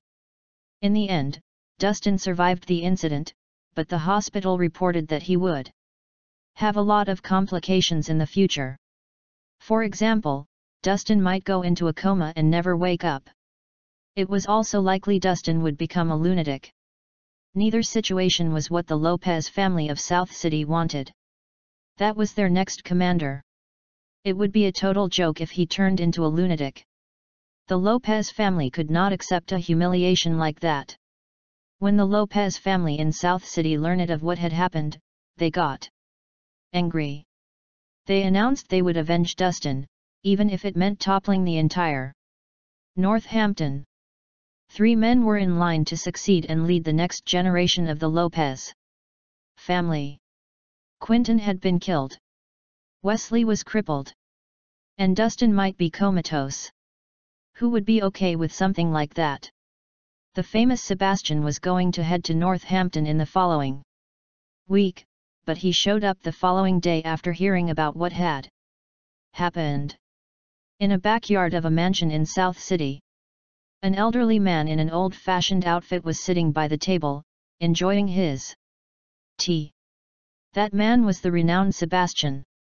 There was a saying in South City that went, one would rather face the devil than go against Sebastian. That proved just how powerful and terrifying Sebastian truly was. His title as the man who could overthrow the devil was not unfounded. He had been cruel and bloodthirsty when he was younger, and his hands had taken countless lives. They say that the number of people he killed was equivalent to the number of stars in the sky. Sebastian later stepped back to settle into retirement. He would drink tea, do some gardening every day, and would go to the temple on some occasions. He did that to be zen and to change his violent life. Unfortunately, he overdid it. The incident with his godson, Quinton Lane, had turned him back to his former self. He was even angrier after his 2 nephews got hurt. "Everything is ready, sir. We can head to Northampton tomorrow," reported Sebastian's servant, Simon. Simon was actually a skilled fighter, too. Sebastian sipped some tea before instructing calmly, "Go get the black and white guards out from prison." "Hey? Are you sure you want to do that?" Simon trembled. The black and white guards were simply too terrifying. "Yes. Okay. I will arrange for that right away," replied Simon. After that, Simon took a deep breath and left. Sebastian's fame and the fear he inspired was partially owed to the black and white guards. Those 2 men were crueler than him, they were cannibals. The 2 of them had gotten into a battle with 200 men and won. That battle made them famous. The Protector Chapter 392. Sebastian's notoriety was immeasurable. The cruel part of that notoriety was linked to the black and white guards. Those were the masters of cruelty. Rumor had it that they grew up with wolves and ate raw meat every day. They had single-handedly defeated an army of 200 and rose to fame. They later joined an underground boxing tournament, but they were so cruel that they were disqualified. There was a story about how, during a match, one of them tore his opponent's rib out and used that rib to stab the guy to death. They later joined Sebastian's team and raised hell everywhere. They had killed so many people that there were many powerful figures and families who didn't even dare look them in the eye. The mere mention of the black and white guards got people to tremble in fear. The black and white guards had gotten too violent and caused a lot of trouble. So Sebastian has locked them up. Sebastian taking the black and white guards to Northampton meant that he was getting serious. When the citizens of South City learned that the black and white guards were being released from prison, everyone grew nervous. Those 2 being released meant that someone was definitely going to die. The citizens sighed a breath of relief when they learned that Sebastian was taking those killers to Northampton. However, they started praying for Northampton. They wondered which unlucky bastard had angered Sebastian so much that he released the black and white guards. Everyone knew that anyone who offended Sebastian would face dire consequences. Death would have been a better option because the black and white guards' inhumane methods had always terrified everyone. The network in Northampton was still pretty good. When Glenn heard the news, he immediately went to look for Levi. "Mr. Garrison, something bad is about to happen. Sebastian will come to Northampton tomorrow with the black and white guards." Glenn wiped his sweat off. "So what if they come?" "Why are you so scared?" chuckled Levi. "Mr. Garrison, maybe you don't know it, but those three are nuts. They are like a time bomb that would go off at any moment. You know Liam, don't you? He is strong and undisciplined. The ones who defeated him were Sebastian and the black and white guards. Liam had to go on his knees and beg them for mercy. His life was spared because of that, but they still crippled all his limbs." Glenn took a deep breath before he continued, "The black and white guards are especially brutal. They killed everyone in the orphanage when they were 10, and their violent tendencies only worsen as they age. They have killed countless men, and rumor has it that they are cannibals. They're basically demons." Levi laughed. He had seen all kinds of lunatics during his time in the army. Many places had similar demons who had murdered thousands before, but he had defeated them all. "Be careful, Mr. Garrison. They are here to destroy you," Glenn warned. "Well, since they're coming to Northampton, then we'll trap them here," said Levi cruelly. "Hey!" Glenn blurted, stunned. "Isn't this dude a little too full of it? Trapping Sebastian and the black and white guards?" Glenn didn't think it was plausible, but he wasn't in a position to say anything. The news of how Sebastian was heading to Northampton with the black and white guards had spread. Everyone started avoiding the place, simply staying home. Some powerful families, however, got ready to welcome the three men. It seemed that Sebastian wasn't just there to seek vengeance. He was also there because he was expanding into Northampton. The powerful families thought that if they left a good impression on Sebastian, they might benefit from it in the future. Harry and the others stood guard at the hospital. They were excited but also scared to hear that Sebastian was heading over. With Sebastian there, Northampton would practically be dominated by the Lopez family. As such, they would benefit from it as well. They were also afraid, though, because Sebastian might blame them for what had happened. The Protector Chapter 393. "It'd be great if Dustin could wake up before Sebastian gets here," sighed Sean. When the doctor heard that, he blurted, "I have an idea that might help with that." "What is it? Tell us. If it works, we will reward you handsomely," Harry said. Whose eyes lit up immediately. The doctor replied, "A medical expert I know might be able to cure this patient. And there's a good chance that he knows how to wake the patient up." "Really?"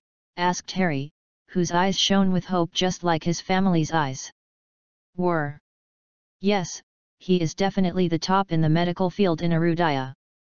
However, I heard that he will be catching a plane and leaving Northampton tomorrow," said the doctor. "Are you talking about Benny Quinton?" asked Fabian. "Yeah. Who else would be that skilled?" The doctor nodded. Harry looked troubled as he said, "But I heard that Benny Quinton no longer takes patients in. He will definitely reject our request if we ask. We have to try. Sebastian will be here tomorrow." Harry and his family soon got to the place where Azure Dragon and Benny Quinton lived. They asked Benny to help cure Dustin, but as expected, Benny rejected their offers. Harry and the others kept trying to come up with another solution after that. The next day rolled by soon after. A bunch of cars showed up in Northampton. The last few cars had about a dozen men in black outfits. They got out and stood at the side. Simon drove the Rolls-Royce in the lead. He got out and circled around to open the door for Sebastian. Sebastian was wearing a black, old-fashioned outfit, and was holding a walking cane with a dragon's head carved on it. He oozed a domineering aura as he scanned the place. After that, he walked to the black luxurious car at the end.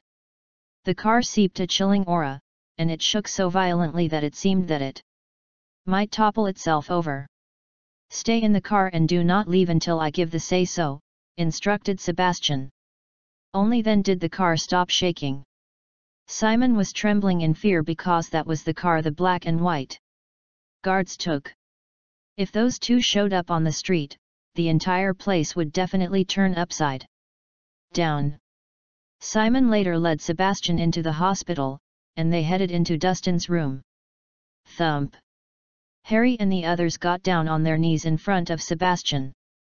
"This is all our fault, Sebastian. We did not keep Dustin safe. We were wrong, so please punish us as you see fit," cried Harry. Sebastian scanned everyone and replied cruelly, "Get up. This has nothing to do with you. Those people are not easy to deal with, or Quentin and Wesley would not have been defeated." Harry replied softly, "I don't dare to. Levi is my grandson-in-law, yet I did not teach him the rules. I didn't know he was that strong.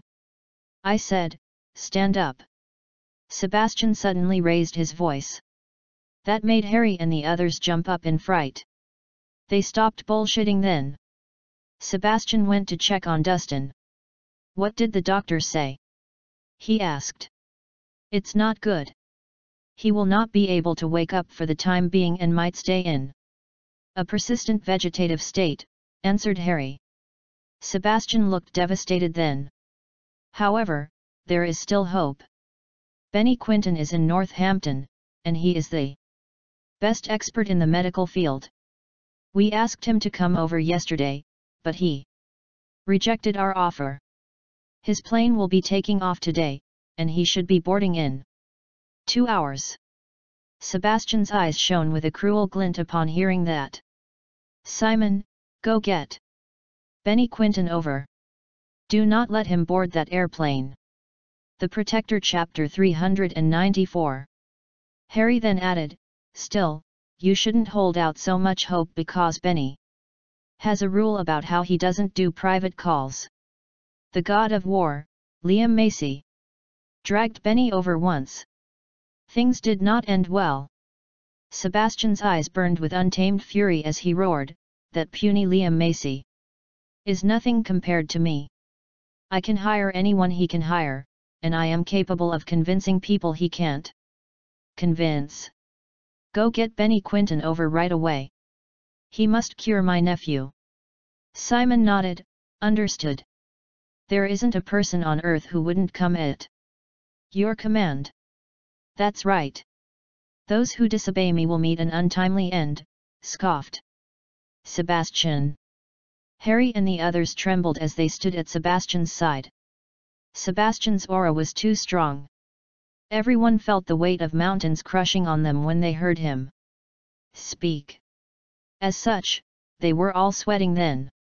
Simon departed immediately to get Benny Quinton. Henry and the others started saying, "Sebastian, this is all Levi's and Zoe's fault. They are close with Nuve and Trey, and they thought they can do whatever they want because of that. They don't respect the Lopez family from South City. Freaking Levi Garrison. I am here just to deal with him. I don't care who he has supporting him, I will not forgive him. Also, I will be staying here permanently. My plan is simple. I will make it so that everyone in Northampton trembles in fear when they hear our name," declared Sebastian. Harry and the others were ridiculously excited. Was it finally their chance to shine? It didn't matter how useless they were. Being a member of the Lopez family would be sufficient. Northampton would soon belong to Sebastian.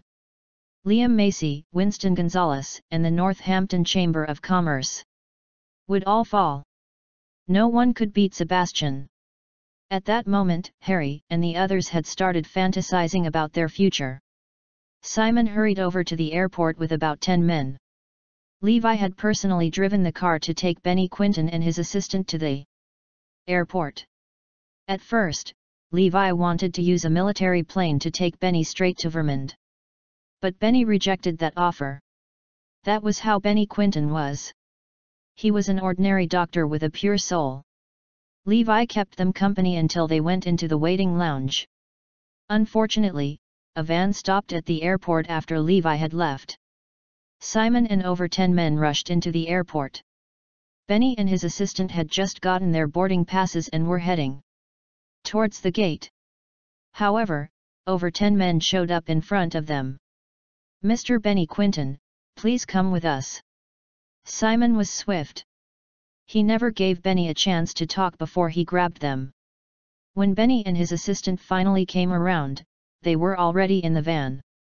"Let's go," instructed Simon before the car departed.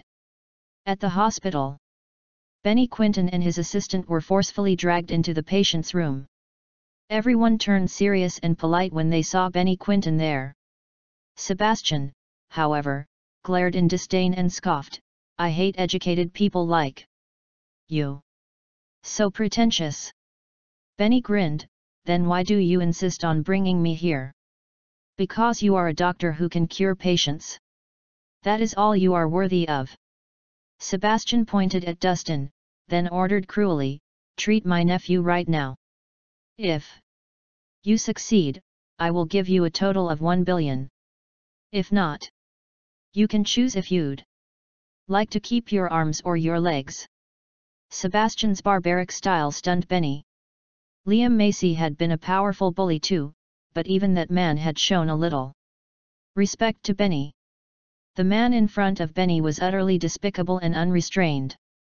He looked like a madman. The Protector Chapter 395. "No.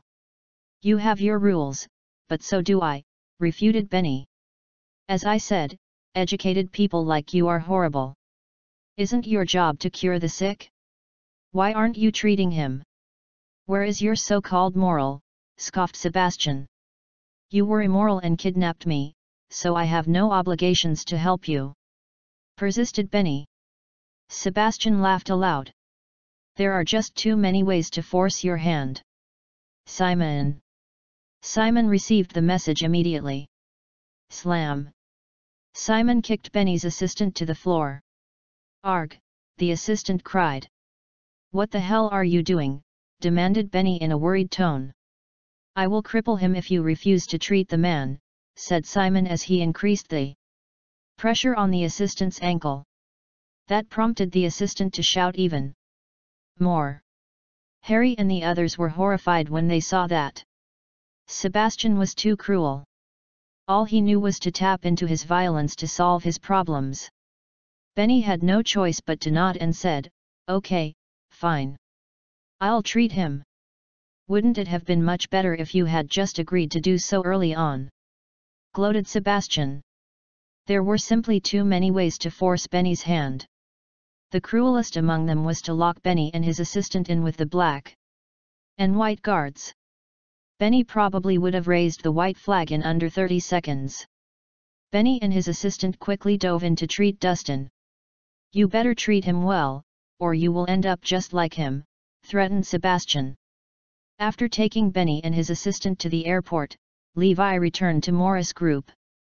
Morris Group had just expanded once more and would soon be the top enterprise in Northampton. Hence, many people had their eyes on them. A TV show had even done a special interview. Iris found Levi and scoffed, "You love to show off, don't you? Well, then here's your chance." "Hey? Me? Showing off?" blurted Levi suspiciously. "The Northampton Television Network wants to do a special on Morris Group in 3 days. I've already helped you accept the invitation, so you may not bail on it. These are the interview questions and other materials. Don't embarrass me. Iris left after tossing a stack of documents to him. Levi almost vomited blood. She is making me do an interview and show my face to everyone? Is she FG kidding? Still, he had no choice but to participate because Iris had already accepted it. Well, it's for my own company, anyway, murmured Levi before he started studying the materials. His phone rang up at that moment. The call was from Azure Dragon. I think something bad happened. The airport called and said that Mr. Quinton never boarded the plane, and we can't find him at the airport either, said Azure Dragon, whose voice was obviously quivering. What? He's missing, said Levi, whose expression took a sharp turn. He had not gotten a private plane for Benny, but Levi had talked to the managers at the airport and asked them to keep an eye on him. Benny was missing, and that meant that something must have happened. Investigate it immediately. Mr. Quinton must not get hurt, instructed Levi. According to the CCTV at the airport, someone dragged Mr. Quinton into a van, reported Azure Dragon soon after. Call Xavier and the people responsible for the traffic. Find out where that van went, said Levi anxiously. He would not let anyone go off that easily if Benny had a hair off his head. Got it. The van went to the hospital, and there were witnesses that claimed they saw Benny there. Levi stood up and announced evilly, Okay, got it. I will personally head over to the hospital. The Protector Chapter 396. Inside the hospital, Benny and his assistant examined the patient thoroughly, and Benny's conclusion was that it would take Dustin a long time to recover. The treatment would go on for at least 4 months. How about this? I will take this patient with me to Vermont and will personally treat him there, suggested Benny. Benny had a lot of work to tend to in Vermont, he couldn't stay in North Hampton. Simon, Harry, and everyone else grinned when they heard that there was hope. Sebastian, however, frowned and asked, Why can't you treat him here in North Hampton? Because I work in Vermont, and a lot of patients are waiting for me there, explained Benny. Sebastian shook his head. No. You must stay here and treat my nephew.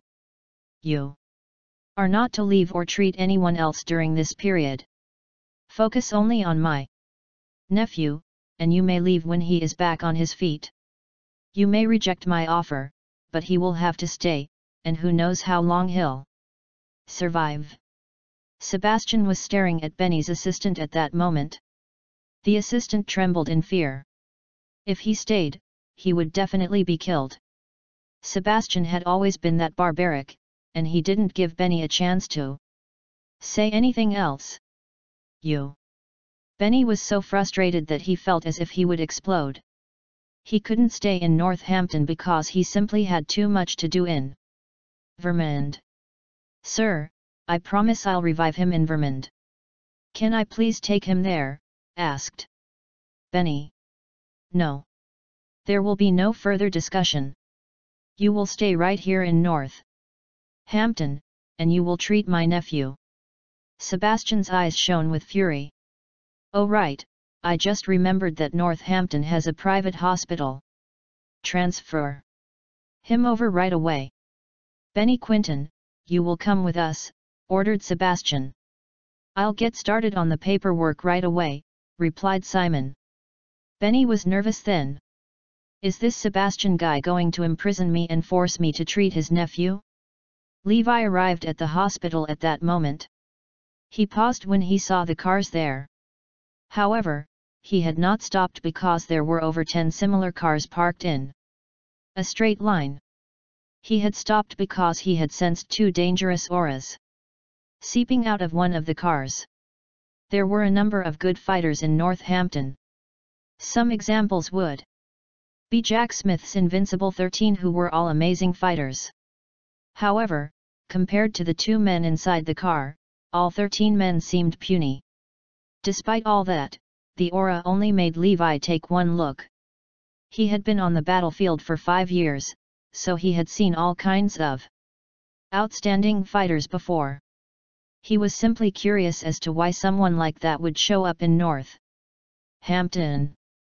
Levi was about to enter the hospital when he bumped into a group of men.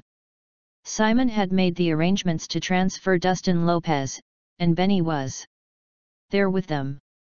"Mr. Quinton," blurted Levi. Benny sighed a breath of relief as soon as he saw Levi there. "I'll be fine with him here." Simon looked displeased as he asked, "What's going on?" Harry rushed over immediately and complained, "That is Levi Garrison. He whipped Dustin 10 times and put Dustin in that state. He was also involved in the incidents that hurt Quinton and Wesley." "That's right. He's Levi Garrison. You should kick his ass right away. He has always been disrespectful to the Lopez family and often insulted Sebastian." Sean and the others started bullshitting once more. Simon became furious when he heard that. "You're responsible for this." The Lopez family's bodyguards all turned and glared at Levi right away. "Yeah, I did that. You guys want Mr. Quinton to treat him?" "Nope, no one is allowed to treat him." Levi's voice sounded even, but his tone was evil. The Protector, Chapter 397. Even Simon was stunned. There are people brave enough to be that disrespectful to the Lopez family of South City? That was basically asking the devil himself to come to collect one's soul. Simon and the others didn't buy it when Harry and his family bullshitted. Meeting Levi in person showed Simon that the brat was even more arrogant than how Harry described. "Let's go, Mr. Quinton," said Levi. "No one is leaving." "Take them down," ordered Simon angrily. The handful of men following his lead attacked instantly. However, those men were no match against Levi. It only took him a moment to knock all of them out. "Quick, get the others over." Simon hurried to get more help. However, Levi left with Benny and his assistant before Simon returned. Levi was more than capable of defeating Sebastian, but they were at a hospital. After all, it would be bad if things escalated. That was why Levi had taken Benny away first. Levi would deal with the other issues afterwards. Sebastian exited the hospital with a bunch of men soon after. Simon also returned after asking over 10 men to follow him to the entrance. "Where is he? Where is Levi Garrison?" demanded Simon. Sebastian came as soon as he heard the news that Levi was there to rescue Benny, but he didn't meet the man. "Hey? That is not possible. He was here just a second ago." There were too many people at the entrance of the hospital, so Harry and the others couldn't even tell when Levi had slipped away with Benny and his assistant. "You can't even keep an eye on one man," reprimanded Simon. Sebastian turned even angrier. He was on the verge of exploding. Levi Garrison, the man who had crippled 3 of his successors, had taken Benny Quinton away from right under his nose. That was an insult to Sebastian. It embarrassed him. He had been in Northampton for less than a day, but something that embarrassing had already happened. Sebastian was so angry that he was going crazy. He had always viewed his notoriety as something crucial. Most people in Quebec would tremble in fear when they heard his name. Yet, someone had utterly disregarded him. He would not stand by it. "Send our people out right away and bring me Levi Garrison and Benny Quinton. If you can't manage that, I will have the black and white guards take over." Sebastian's eyes were burning with fury then. Boom! Simon's entire body trembled. "Letting the black and white guards out of their cages when we have just arrived in Northampton? If those 2 monsters were released, Northampton would be drenched in blood." Simon was scared of it. The others were even more terrified. I will send our people out right away, sir. Let's not let the black and white guards loose unless it is absolutely necessary, said Simon. Harry got curious and asked, who are these black and white guards? I'll teach you all about them if I have the time, puffed Sebastian. For some reason, Harry could feel a chill running down his spine. On the other side, after Levi got Benny into the car, the former got a private plane to take Benny to Vermont immediately. Azure Dragon followed behind Levi and asked, what do we do? Sebastian is too powerful, even Liam is not a match against him. Moreover, the powerful families in South City and other remarkable places are going insane and trying to get to Northampton, too. They want to profit off of Sebastian's arrival. Nielsen is one of those men, and he wants me to ask you if that's okay. Levi's eyes were cruel when he answered, welcome anyone who is here to contribute. If they are only here to cause trouble and steal resources, then tell them to F off. Azure Dragon trembled. Understood. Levi lit up a cigarette and looked into the distance before he instructed nonchalantly, as for Sebastian, I will deal with him myself. Azure Dragon shivered even more. That man was truly unlucky to have inspired Levi to personally deal with the matter. The Protector Chapter 398. Inside the Lopez family home, Sebastian was waiting for the news. Simon soon rushed over and reported, Sebastian, something bad had happened. Benny Quinton has left Northampton and has reached Vermont. What? Sebastian jumped up. Those people are too much. They showed no regard for me at all, roared Sebastian. Simon nodded. Levi Garrison really is freaking arrogant. He even publicly announced that he will not let anyone treat Dustin's condition. That asshole. He's making it personal, shouted Sebastian. He was holding a cup at the time, and a single squeeze shattered it. Harry and the others were flabbergasted. Sebastian is that strong? He really is an expert. Simon looked troubled as he said, now that Benny Quinton is back in Vermont, there is no way we can get him back here. I know. There are too many experts in Vermont, and even I can't break them. Sebastian added, but I must make Levi Garrison pay. Simon quickly said, I've looked into the matter. Levi Garrison may look like he has Neuve and Trey supporting him, but the truth was that all three of them are being supported by the mysterious man behind Morris Group. Morris Group? I've heard of that company. They say that aside from the Rogers family, the Morris Group is the most powerful enterprise, said Sebastian. What should we do? Asked Simon. Sebastian thought about it and replied, host a party tonight and invite everybody. Who is anybody in Northampton? I want the whole of Northampton to know that I am here. We'll have the party right here in the Lopez family's mansion in Northampton. Understood, replied Simon as he nodded. That got Harry and the others excited. It was their moment to shine, and that was all thanks to Sebastian. No one in Northampton would ever look down on them again. The elites in Northampton soon received their invitation.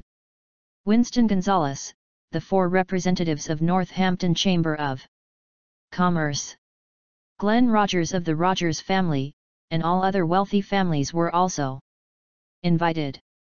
Even Liam Macy and the others got their invitation. Inside the office of Morris Group, a secretary came in and reported, Ms. Annabelle, someone from South City has dropped by. What do they want? Asked Iris. They are here to send us an invitation card, the secretary spoke as she handed an invitation card over. Oh, and the man said that the invitation card must be handed to the boss, added the secretary. Iris opened the invitation card, and it said that the invitation was from Sebastian Lopez. The content of the invitation, however, sounded barbaric, it felt more like a royal decree than an invitation. Sebastian of the South City? Isn't he related to Zoe? Iris said suspiciously. After that, she contacted Neil to tell him about the invitation.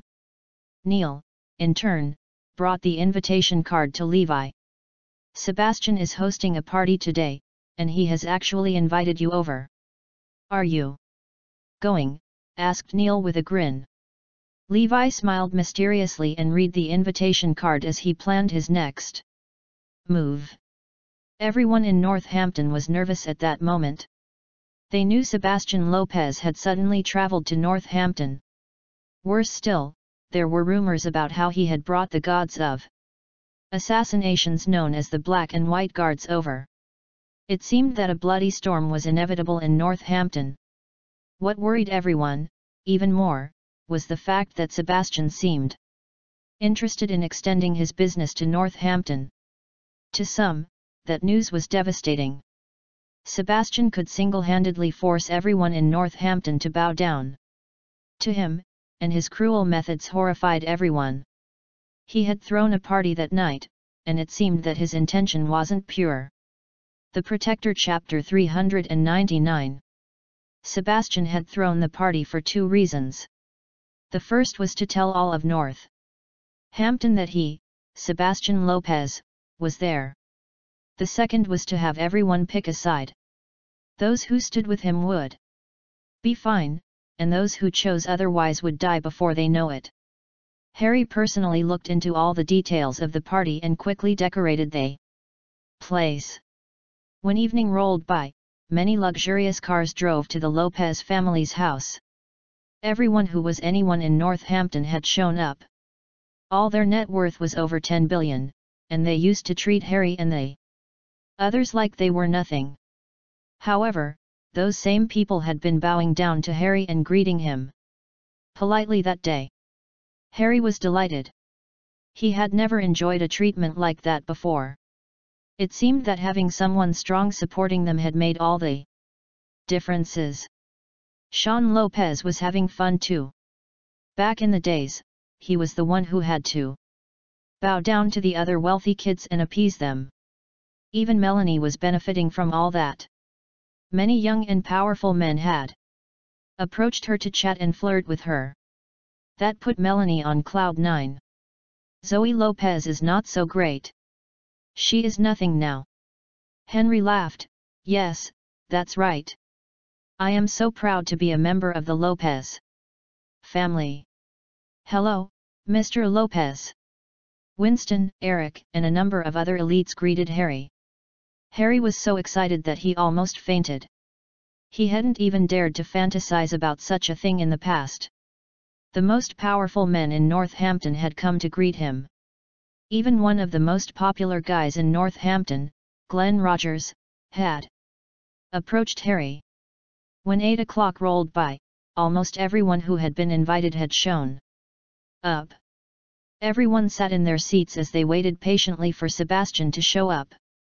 Sebastian got out of a locked room inside the Lopez family's house at that moment. The locked room rang up with roars. The men making those noises sounded grouchy and scary.